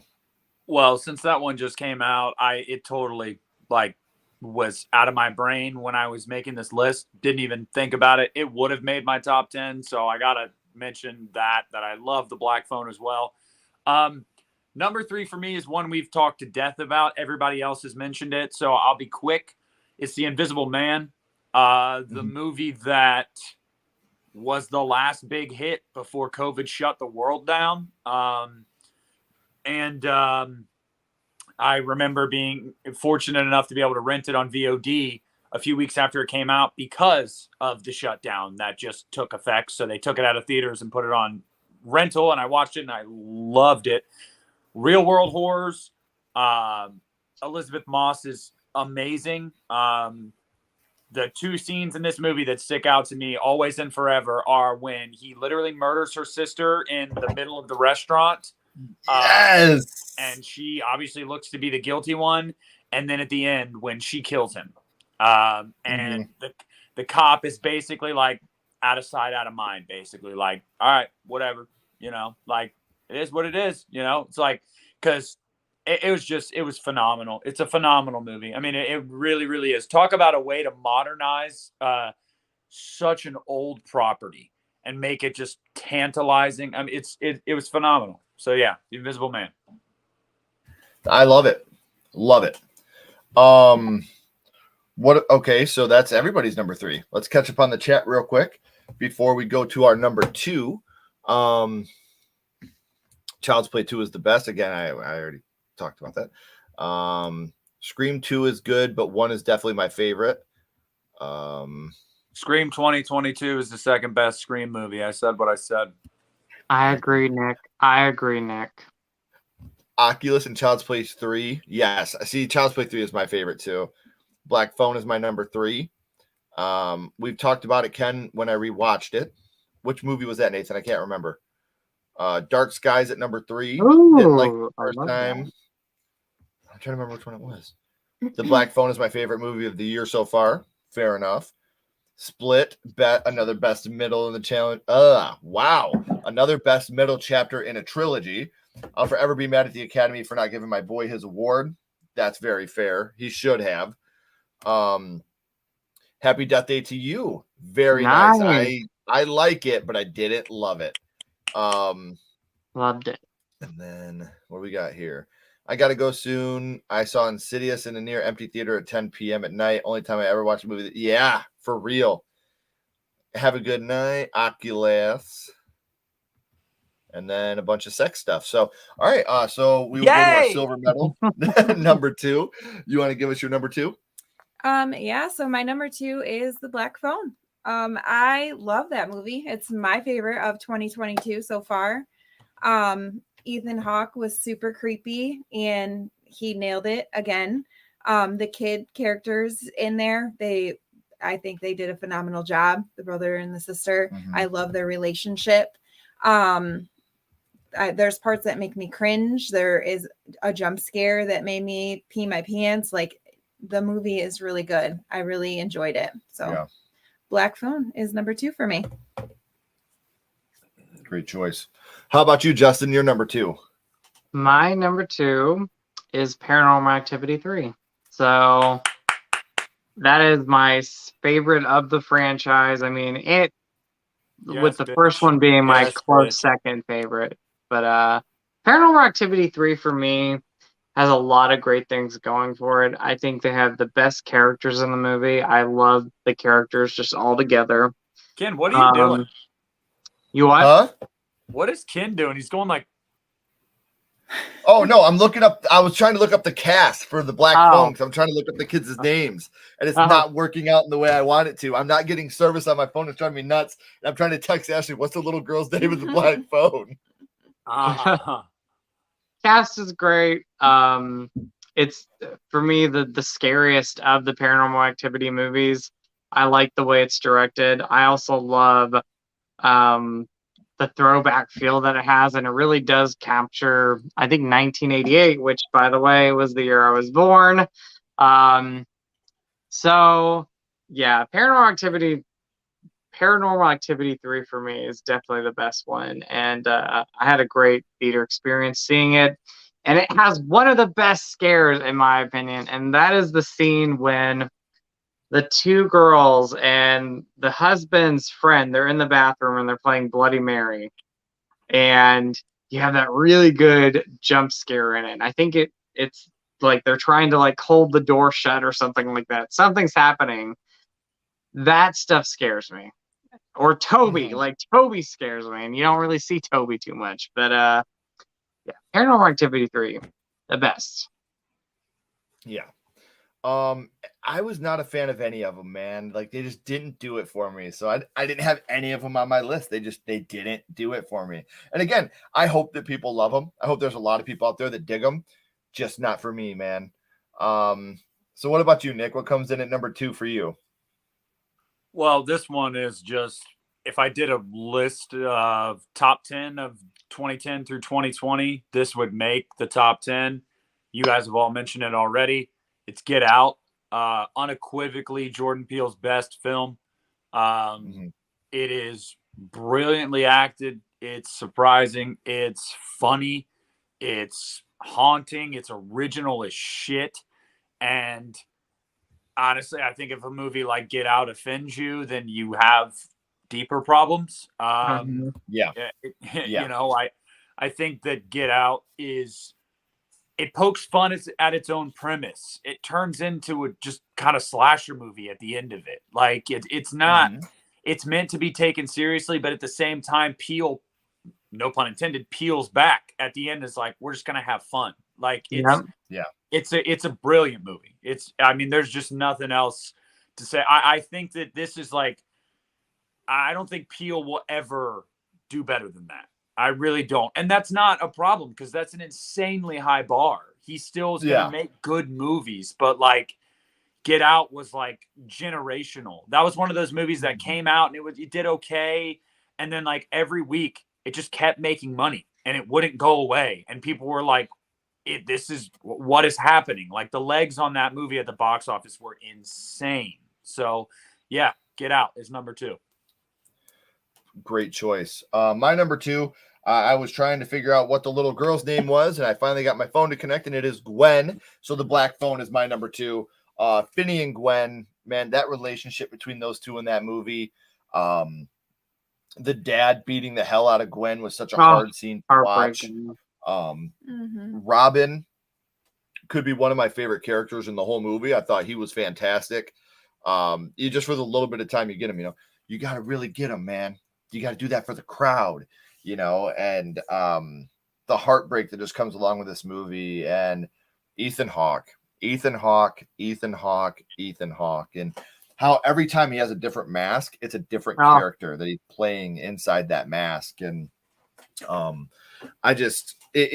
there's certain things that he does in that movie when Finney's like, when he brings him down the eggs, and Finney's like, what'd you put in that? And he's like, salt and pepper. He does that little laugh, and he's like, I've already got you here. Why would I have to poison you? And like when Finney wakes up and he looks at him and he's like, why are you down here? And he's like, I don't know. Yeah, to look at you a I little gotta bit. ask. And he's I gotta crying.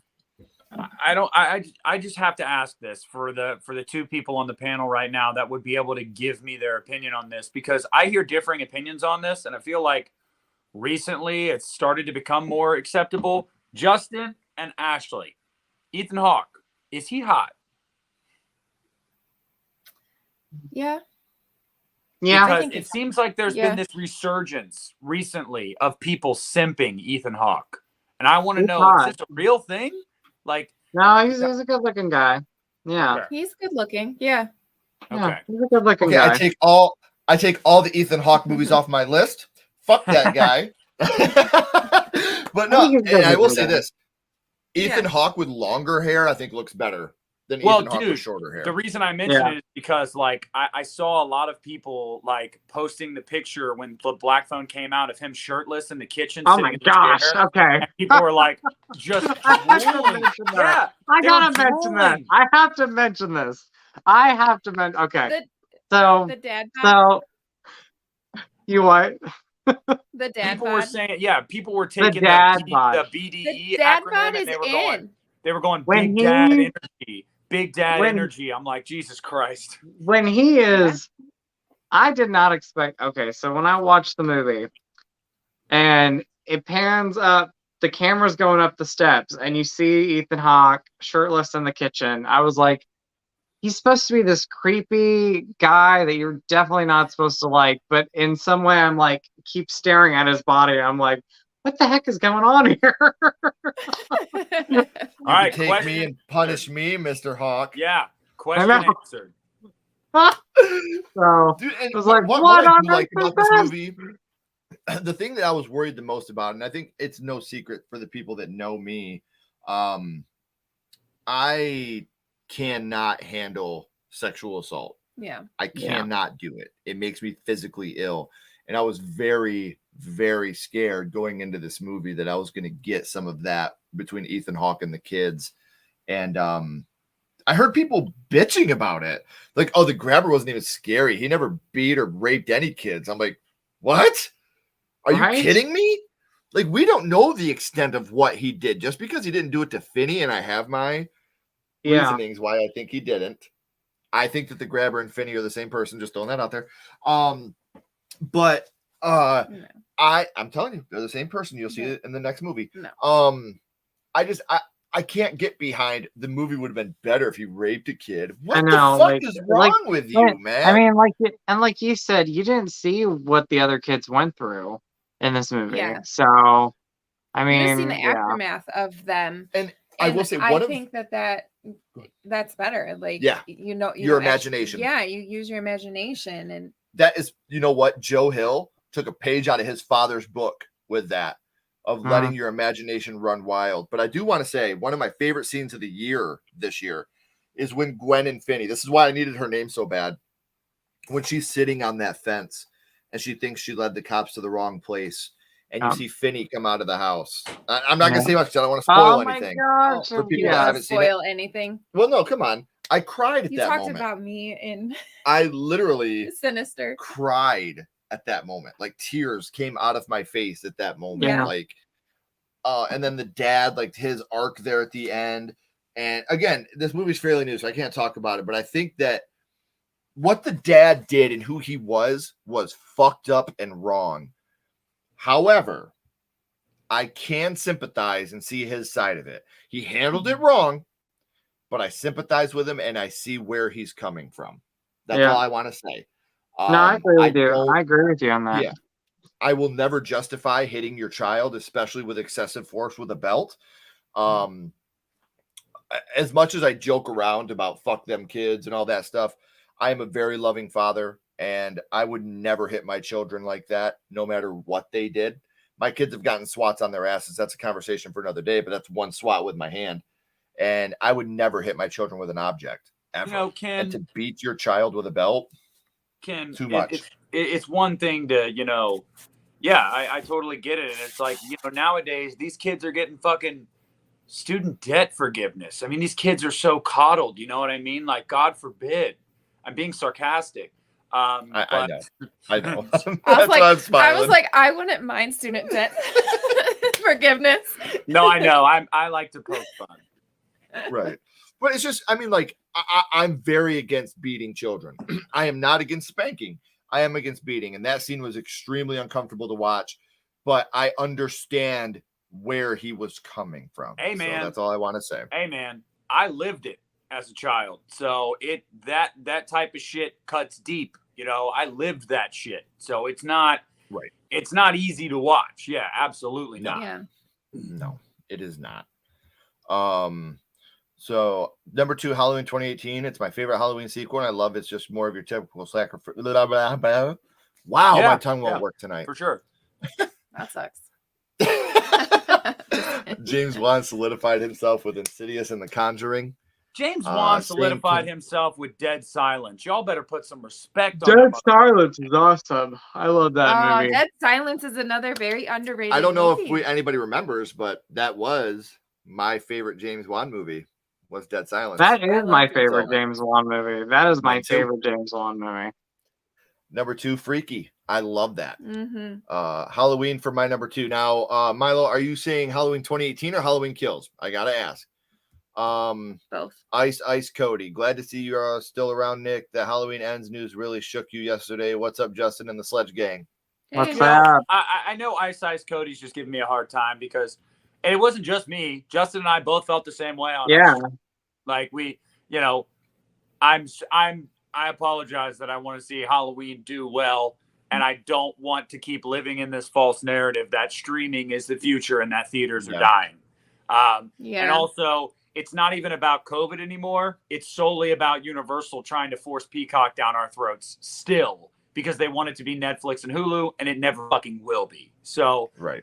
You know, whatever. Like I said, if you guys choose to watch it at home. I love the theater experience. Yes. Like I would go there, get a big bag of popcorn, and like I like to go out to the theater. Like that is something that I enjoy. Well, it's reasons like that people are talking about. Well, Top Gun Maverick's going to run this shit. If Prey would have got a nationwide theatrical release, can you imagine what Prey would have done? Yeah. And now taking Halloween Ends, you know, and putting it at where people could. I would have been okay if they did Halloween Ends on Peacock 2 weeks later.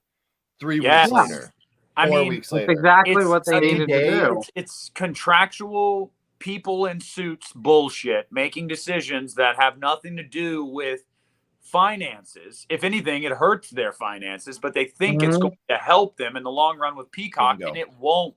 It just won't.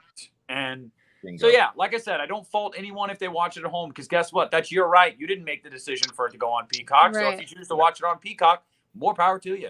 I know I will after I see it in the theater. Exactly. Bingo.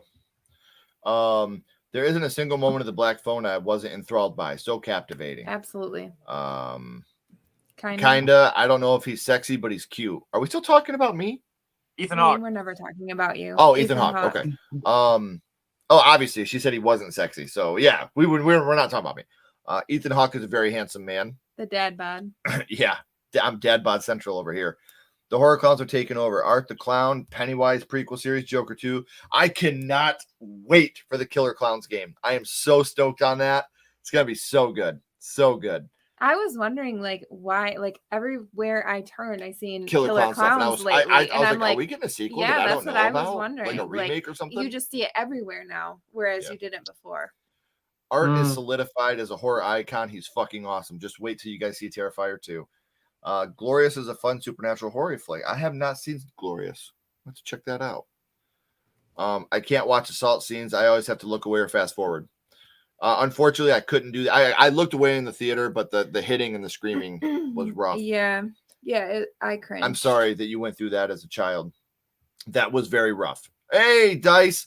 Look, Hey, Dice. I'm not gonna get specific here, but if you believe in prayer Hello. or good vibes, please send that shit Dice's way. That's all I'm gonna say. We Random prayers. had a very rough day the other day. Dice, you know that you're loved by us. Thank you for Mhm. stopping in. I hope you're feeling better. You had me at student debt forgiveness, Nick. I know, You right? had- I was like, wait, what? That's a bad thing. I know. What yeah, an I'm sorry. awful thing. What a horrible thing. I Right. know. Oh Lord, don't even get me started. I know. I went through and I'm seriously, anybody that went through any type of abuse as a child, I'm sorry, or as an adult, I'm sorry. I'm Mhm. so sorry. Dead Silence is criminally underrated. I love Dead Silence. It's a movie that takes place in the 70s. Guess what? If you grew up in the 70s, you get your ass kicked. I'm thankful. I mean, I get it. Like I said, I get it. I just couldn't do it. I could never hit my kids like that.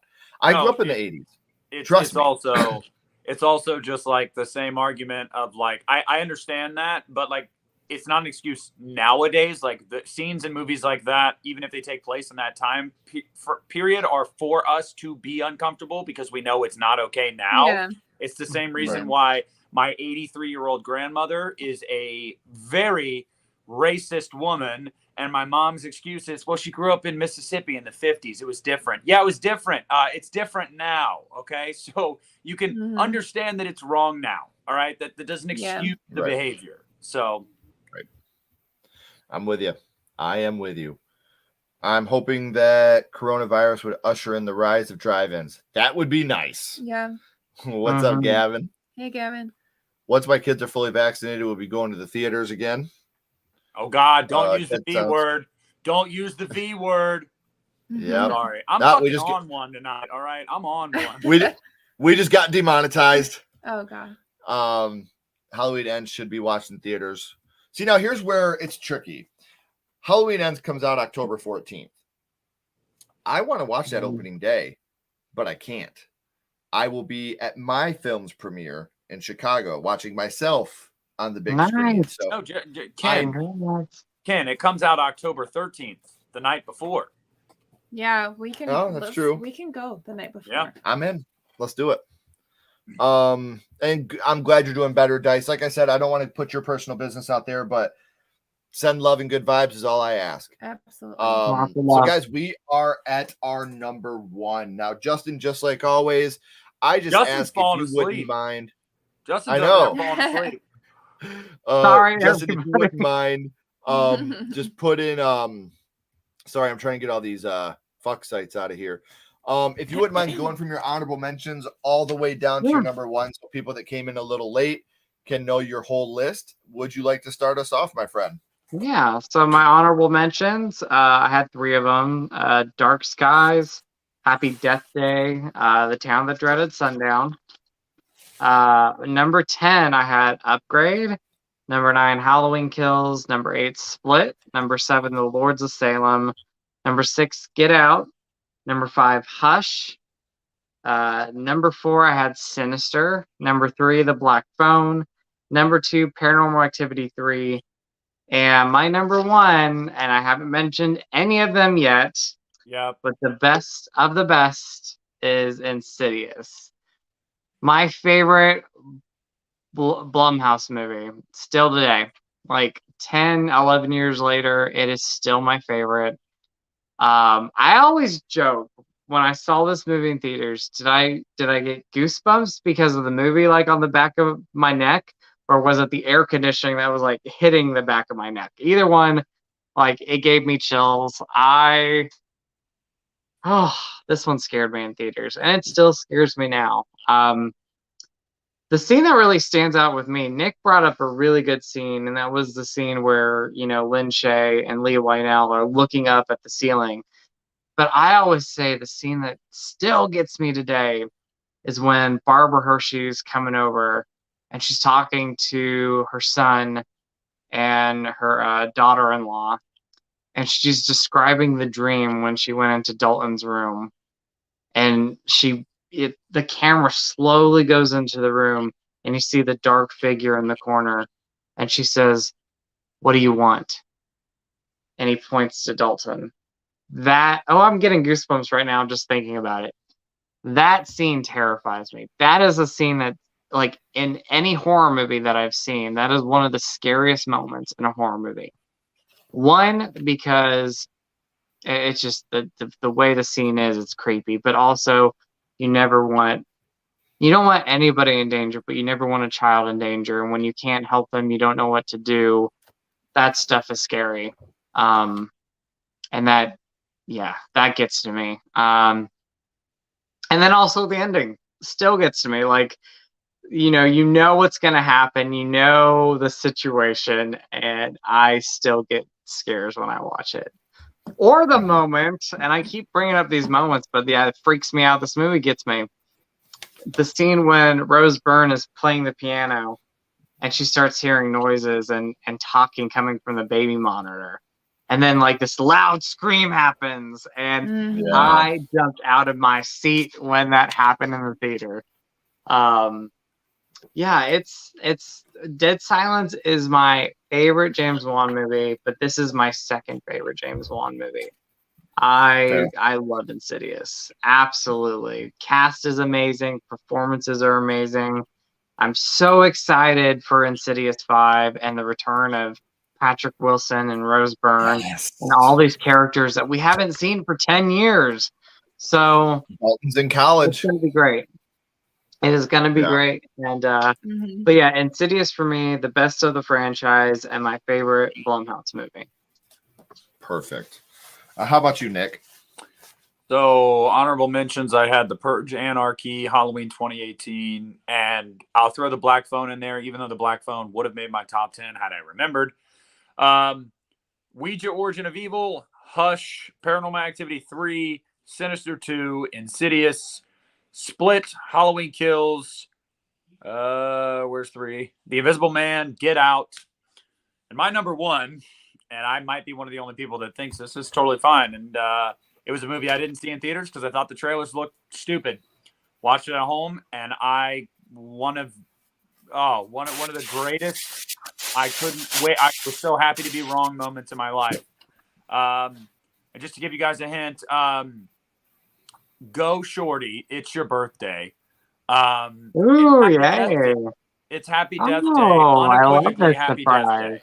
This movie is Jessica Roth is fantastic as true. Yeah.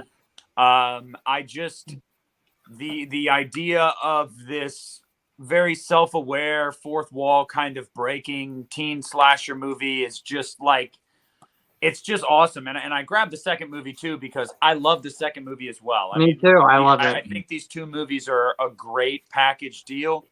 And it's Happy Death Day. I mean, I know I'm going to be one of the only people that thinks that. I heard all of you guys put it in your honorable mentions from the beginning. And I'm sitting here like, y'all don't even know what I'm going for number one. But Happy Death Day for sure. Nice. I regret not seeing the second one in theaters because everybody was saying, "Oh, Justin, it's terrible. You don't need to see it." And I'm like, when I finally saw the movie, I'm like, this movie's awesome. Like, I love both these movies. So it was painful to put it in my honorable mentions, but I love the movies. I think they're fun. Yeah. I love the first one. I like the second one. I do like it. Would you like to give us your list, my love? Yes. My honorable mentions are Us and Happy Death Day. Number 10 is Truth or Dare. 9 is The Visit. 8 is Ouija, Origin of Evil. 7 is Split. 6 is Freaky. 5 is Get Out. 4 is Sinister. 3 is Insidious. 2 is Black Phone. And my number one, I kind of cheated here. And it's actually Halloween 18 and Kills. I like both of the movies. And she did. I really did. And I think that in Kills, there was some lame commentary, but overall I really enjoyed the movie, even on first watch, whereas a lot of people said that they had to watch it multiple times to like it. But for him, Dude, like, she is such a big Halloween fan. Like, we for our, like I said, our versus in October is going to be Halloween 78 versus Halloween 07. And we're watching Halloween 78, and I'm sitting there and I'm like, babe, do you still like this movie as much now? Yeah, but that's how I feel with Friday the 13th. Like, I feel like it's Yeah. boring as shit. You know, and I'm like, all these shots are lingering for so long, and Oh, I appreciate Halloween 78. these words, like Ken, the these movie. words that Yeah, you're let me tell saying. you. Let me tell you something, Ken. These words. When I saw your tweet the other night about that, I had some words to myself. These All right, I words, didn't say boy. anything to you. You should have gave These him some words. words. But No, I have listen, to deal with this all the time. I still like the movie, but like I could be honest and say where I see flaws. I don't think That's it's a the perfect fucking movie. point, Ken. It's about the foreboding and the stalking and building up to the very end. Damn it! But When people say they like Halloween, I cry on the inside a little bit. Now I got to go eat a Nutter Butter. I mean, but it's no season of the witch, but 78 is okay. Let's leave it at that. Whatever. Oh, all right. Anyway, Ken, I'm gonna. so what, I Ken, gotta quote. I gotta what's your quote one of my gold medal? favorite. I gotta quote one of my favorite characters in Rocky Horror Picture Show. When you say "okay," I just want to go, "Okay." I didn't make it for you. Yes. All right. So I'm so happy that I have some people on my side. All right. Because okay. So my list, my honorable mentions were Halloween 2018 and Happy Death Day. 10, The Purge. 9, The Visit. Freaky was number 8. Freaky Friday the 13th. Number 7, The Invisible Man. Number 6, Oculus. Number 5, Ouija Origins of Evil. Number 4, Get Out. Number 3, Sinister. Number 2, The Black Phone. And number 1, Halloween Kills. Eat shit and die, Ricky. Eat shit and live, Bill. Totally kidding. My number 1 is Insidious. Listen, and now you had here's me something for a I'm going to second. say. You had me for a second. With Insidious, everybody talks about, the Darth Maul jump scare, or people talk about what you were talking about. And again, I love these scenes. What do you want? And he points over to Dalton. But one scene I feel like is super, super underrated in this movie is when Patrick Wilson is just being a complete douchebag. I gave it a chance. I tried. I can't do this. You're using my wife's, misery against her.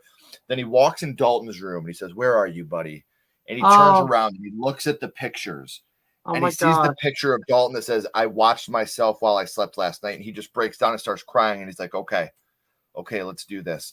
I'm dead serious. I got emo goosebumps right now. I'm getting teary eyed because that scene is so. That scene makes me cry just watching it. Yeah. So it's so effective. Heavy. Yes. It's oh my gosh, it's so heavy, and you watch him in his mind, and he's heartbroken, and he's so scared. That's why he doesn't want to let, Elise in, because he's scared that he's going to be let down.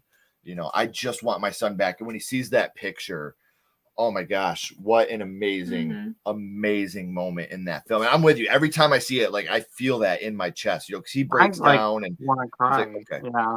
Yes. Now, what about I didn't interrupt you, but like that scene is. No, you're good. That scene, I have an impact with that too. I mean, even the scene like when Rose Byrne is outside and he's coming home from school, and she's like, "Where are you? I need you." Oh, it's so sad. See, and a jump scare that got me is when Tucker is going through the hallway with that clicky thing. Oh, and then he clicks over the color, and those two girls are standing there, and they like, get that crooked smile. I was like, "Fuck this! I'm out. Daddy's done. I can't do this." Like that scene got me really bad too. It's something so like it's not simple. It's a simple, child's toy. But it's effective. Yeah, such a great scene. Yeah, there's so many scenes like that in Insidious. Or like when the girl kills her parents when they're in. Like another scene. You hear the shotgun go off. Yeah, and then she's, like, oh man, heavy. You see like the scene, or the moment the woman in black or the black bride when she's like looking at Patrick Wilson at the end, and he's like, "What do you want? Who are you?" Yeah. And that stuff scares me. Oh, I'm getting that smile. About that. Yeah, smile. Oh man, that movie's so good. I think the Black Bride is one of the scariest villains in the I agree. franchise. Like, yeah, he's scary. I'm hoping that we get more of the lipstick face demon in Insidious 5, since we're continuing the story of Dalton. Yeah. Because people always talk about the lipstick face demon and how great of a villain he is. I think the lipstick face demon is a garbage villain. He does very little in that first movie. You could make the argument that the long-haired fiend is actually the scarier one in that first one, because the lipstick face demon doesn't really do much except for tiptoe through the window by the window. I don't know, when he's sharpening his nails. I know, Yeah, but that's that's it. scary That's stuff. all he does, you know. It's- Like his look, the villains in the rest of the franchise, like Keyface, the oxygen mask guy in 3, the Black Bride in 2, like they are scary in your face. They're trying to kill you all the time. I hope that in 5 we can get a continuation and maybe some closure on the lipstick face demon story. Like I said, now that you got Dalton in college, you know, we're continuing the story of them. Well, I mean, the Black Bride is always, you know, went after Josh, so maybe the lipstick demon is his demon. Exactly. You know, maybe they have their own demon. How crazy would it be if they get there and they got to call an exorcist and it ends up being Ed and Lorraine? And so you got Patrick Wilson playing Josh and Ed. Like, there's something very familiar about you. Yeah, I would be okay with it. That'd be cool. More Patrick Wilson, the better. So, Yeah. before we I go, agree. I You do can want to swear catch a up on the mustache. chat real. One of those glasses, nose, yeah. and mustache. Hello, sir. We're here to exorcise your demons. Ed, what are you doing? So, can you guys, Justin, do you have an exact date on when you will start making content again for the channel? Not sure. But I'm thinking I have something planned in October, so stay tuned, because Halloween is my favorite holiday and it's my favorite time of the year. So, Yeah. but not sure yet. So, I'm still. Make sure you're everybody needs to make sure they're subscribed to your channel right down here in the Please description. do. And I have plenty of videos, so if you haven't seen them yet, definitely go watch them. But yeah, I'm gonna come back at some point. So good. How about you, Nick? What do you have coming up? I have no fucking idea. But I mean, it's on a whim usually, but tomorrow night at 8 p.m. Eastern, I will be on Drum Dumb's channel with Lee. He's doing a Drum Dumb's live, and he asked me to be on so we could talk about Halloween Ends and the fan toxicity of the people that just want to continually dump on anyone that's excited for a new Halloween movie and dump on the franchise. And we're also going to talk about Friday the 13th and all that shit. So very thankful to have been on here tonight. Very thankful to have been asked to be on Lee's channel tomorrow. So if you guys want another live stream looking at my ugly mug for 2 hours, head on over to Drum Dumbs tomorrow night at 8 o'clock Eastern. Well, especially since you guys are talking about a real slasher too. Yeah, I know, Halloween. It's crazy. Yeah. So coming up next week on Sledgehammer Horror, we'll have a video about that here relatively quickly. But next week we will be doing my first horror movie. We have Romeo will be coming on from Nightmare Crypt, Carmela from Salem Cellar, and next Friday is our Didn't See That Coming on Final Destination 5. So I can't wait for you guys to check that out. Nice. Something we're very excited about because that's a movie that we both genuinely love and it took us both by surprise. So I hope you guys like that. If you haven't seen Final Destination 5, please watch that movie. Go into it unspoiled. Such a good movie.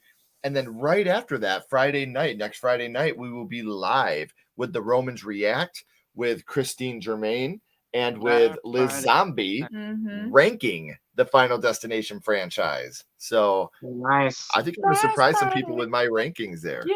So, so we'll touch on the chat real quick before we let everybody go. Your boys got to go to bed. I got to work tomorrow. Yeah, me too. 2018 is my number one. Nice. 2018 and Kills are awesome. You see all these, I agree with that. I'm with Ken. I appreciate Sunday and Carpenter, but it's not a masterpiece. It's okay to be wrong, Dice. It's okay to be wrong.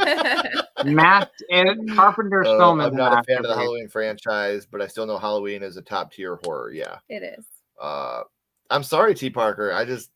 I watched it and I was like, oh my gosh. I don't care what anybody says. I am excited about Smile. I think that cast looks awesome. When I seen the cast of that movie, I was like, yes.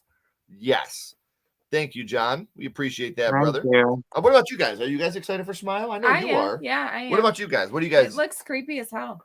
I'll have to watch the trailer. I don't think I've seen the trailer yet. I'm so out of the I'm more loop. interested in Barbarian. Yeah, Barbarian looks good too with Justin Long. Yep. Mhm. And Yeah. Bill Skarsgård. Yep, Bill Skarsgård. Wait, is that the one where they have the same? Wait, what's the one where they go to the same? That's that one. Is that Barbarian? okay? Yep. Yeah. I believe I have my own list. Well, I would love to hear that, Dice. Yes. Thank you, T. Parker. Demon and the Black Bride team up in 5. Ooh, that might actually be sick. I don't care. I can't stand that guy. That's the worst villain. Happy Death Day to you, Insidious, Us, Paranormal, Get Out, Happy Death Day, Creep, Freaky. Hold on, we got Creep 2, Free, and the Black Phone. Yes. Nice. Agreed. Completely agreed. Wait, what is? I didn't read it. Long-haired fiend is scarier than the lipstick face demon. Yeah, but spooky season. the Black Bride is scary, and how he's always in the pictures. Yeah, of Josh, like that freaks me out, and he's always closer. Like that's scary. I agree, Nick. You're Yeah. beautiful. Yeah, I'm just Thank saying, you. man. Like, what you need to do Oh, yeah. is You know what? I'm gonna let the hair down. Let it down. Nick, Look at you're it. so mean. You're so mean when you talk about yourself. You're wrong. No, I literally no. It's just I always You say need to take those voices in your head He's singing to you. and make them like you instead. Okay? Complicated. Look how Okay, far we no one's here for made that. it. Oh yeah, I'm Oh sorry. my My bad. goodness. I love it. I love it too. I really genuinely do. Same. Smile does remind me of Truth or Dare. That's a good comparison. I Very good love the comparison. fact that Truth or Dare is getting more love now than when it first came out, because I thought I was the only one that liked it when it came out. I liked Justin. it. No, Justin. You're not the only one that likes it. There's like 5 other people that like it. Ashley's one of them. I'm one of I them. also Yeah. I also know. Talking Halloween, I'm also not ashamed to say I like Halloween Resurrection as well, when a lot of people don't like that movie. I have a soft spot for Halloween Resurrection. I'm There we just go. saying- All right, Soft spot indeed. Ken, this is a perfect place to cut it. Yeah, Now, be quiet, Nick. Resurrection's better than 6. Just saying, Resurrection's Oh, better than 6. fuck. No, it's not. Fuck, no. It is. No. Hold on. no. Here's Halloween 6. You ready? Hey, leave his face alone. Here's Michael. Oh my goodness. First of all, Ken, you said that you liked Halloween 1978. Now you're doing Halloween 6. I just don't know. I don't He's know. not- Yeah, couch for me tonight. So, I do Maybe want to the say again, garage. if you guys haven't already, please hit that subscribe button for these gentlemen. Like I said, they're two of the most genuine, kind, sweet dudes in the entire fucking world. If this is your first time here, hit that subscribe button. We would love to have you along for the ride. Make sure you're hitting up Lee Drum Dum's channel tomorrow so you can watch Nick in there. I'm trying to get over there with you, Nick. Oh, it's this side. Yeah, you suck. But yeah, make sure you're hitting that up because them talking about Halloween Ends, the upcoming Jason movie, Friday the 13th. We don't know if it's Jason, so I can't say that. But the upcoming Friday the 13th film, very excited about that. We are so glad you guys were able to hang out with us tonight. You gentlemen, don't go anywhere. Want to catch up with you guys here for a second. Everybody else, as always, keep talking horror, Stay who you are. and we'll see you guys soon. Bye, guys.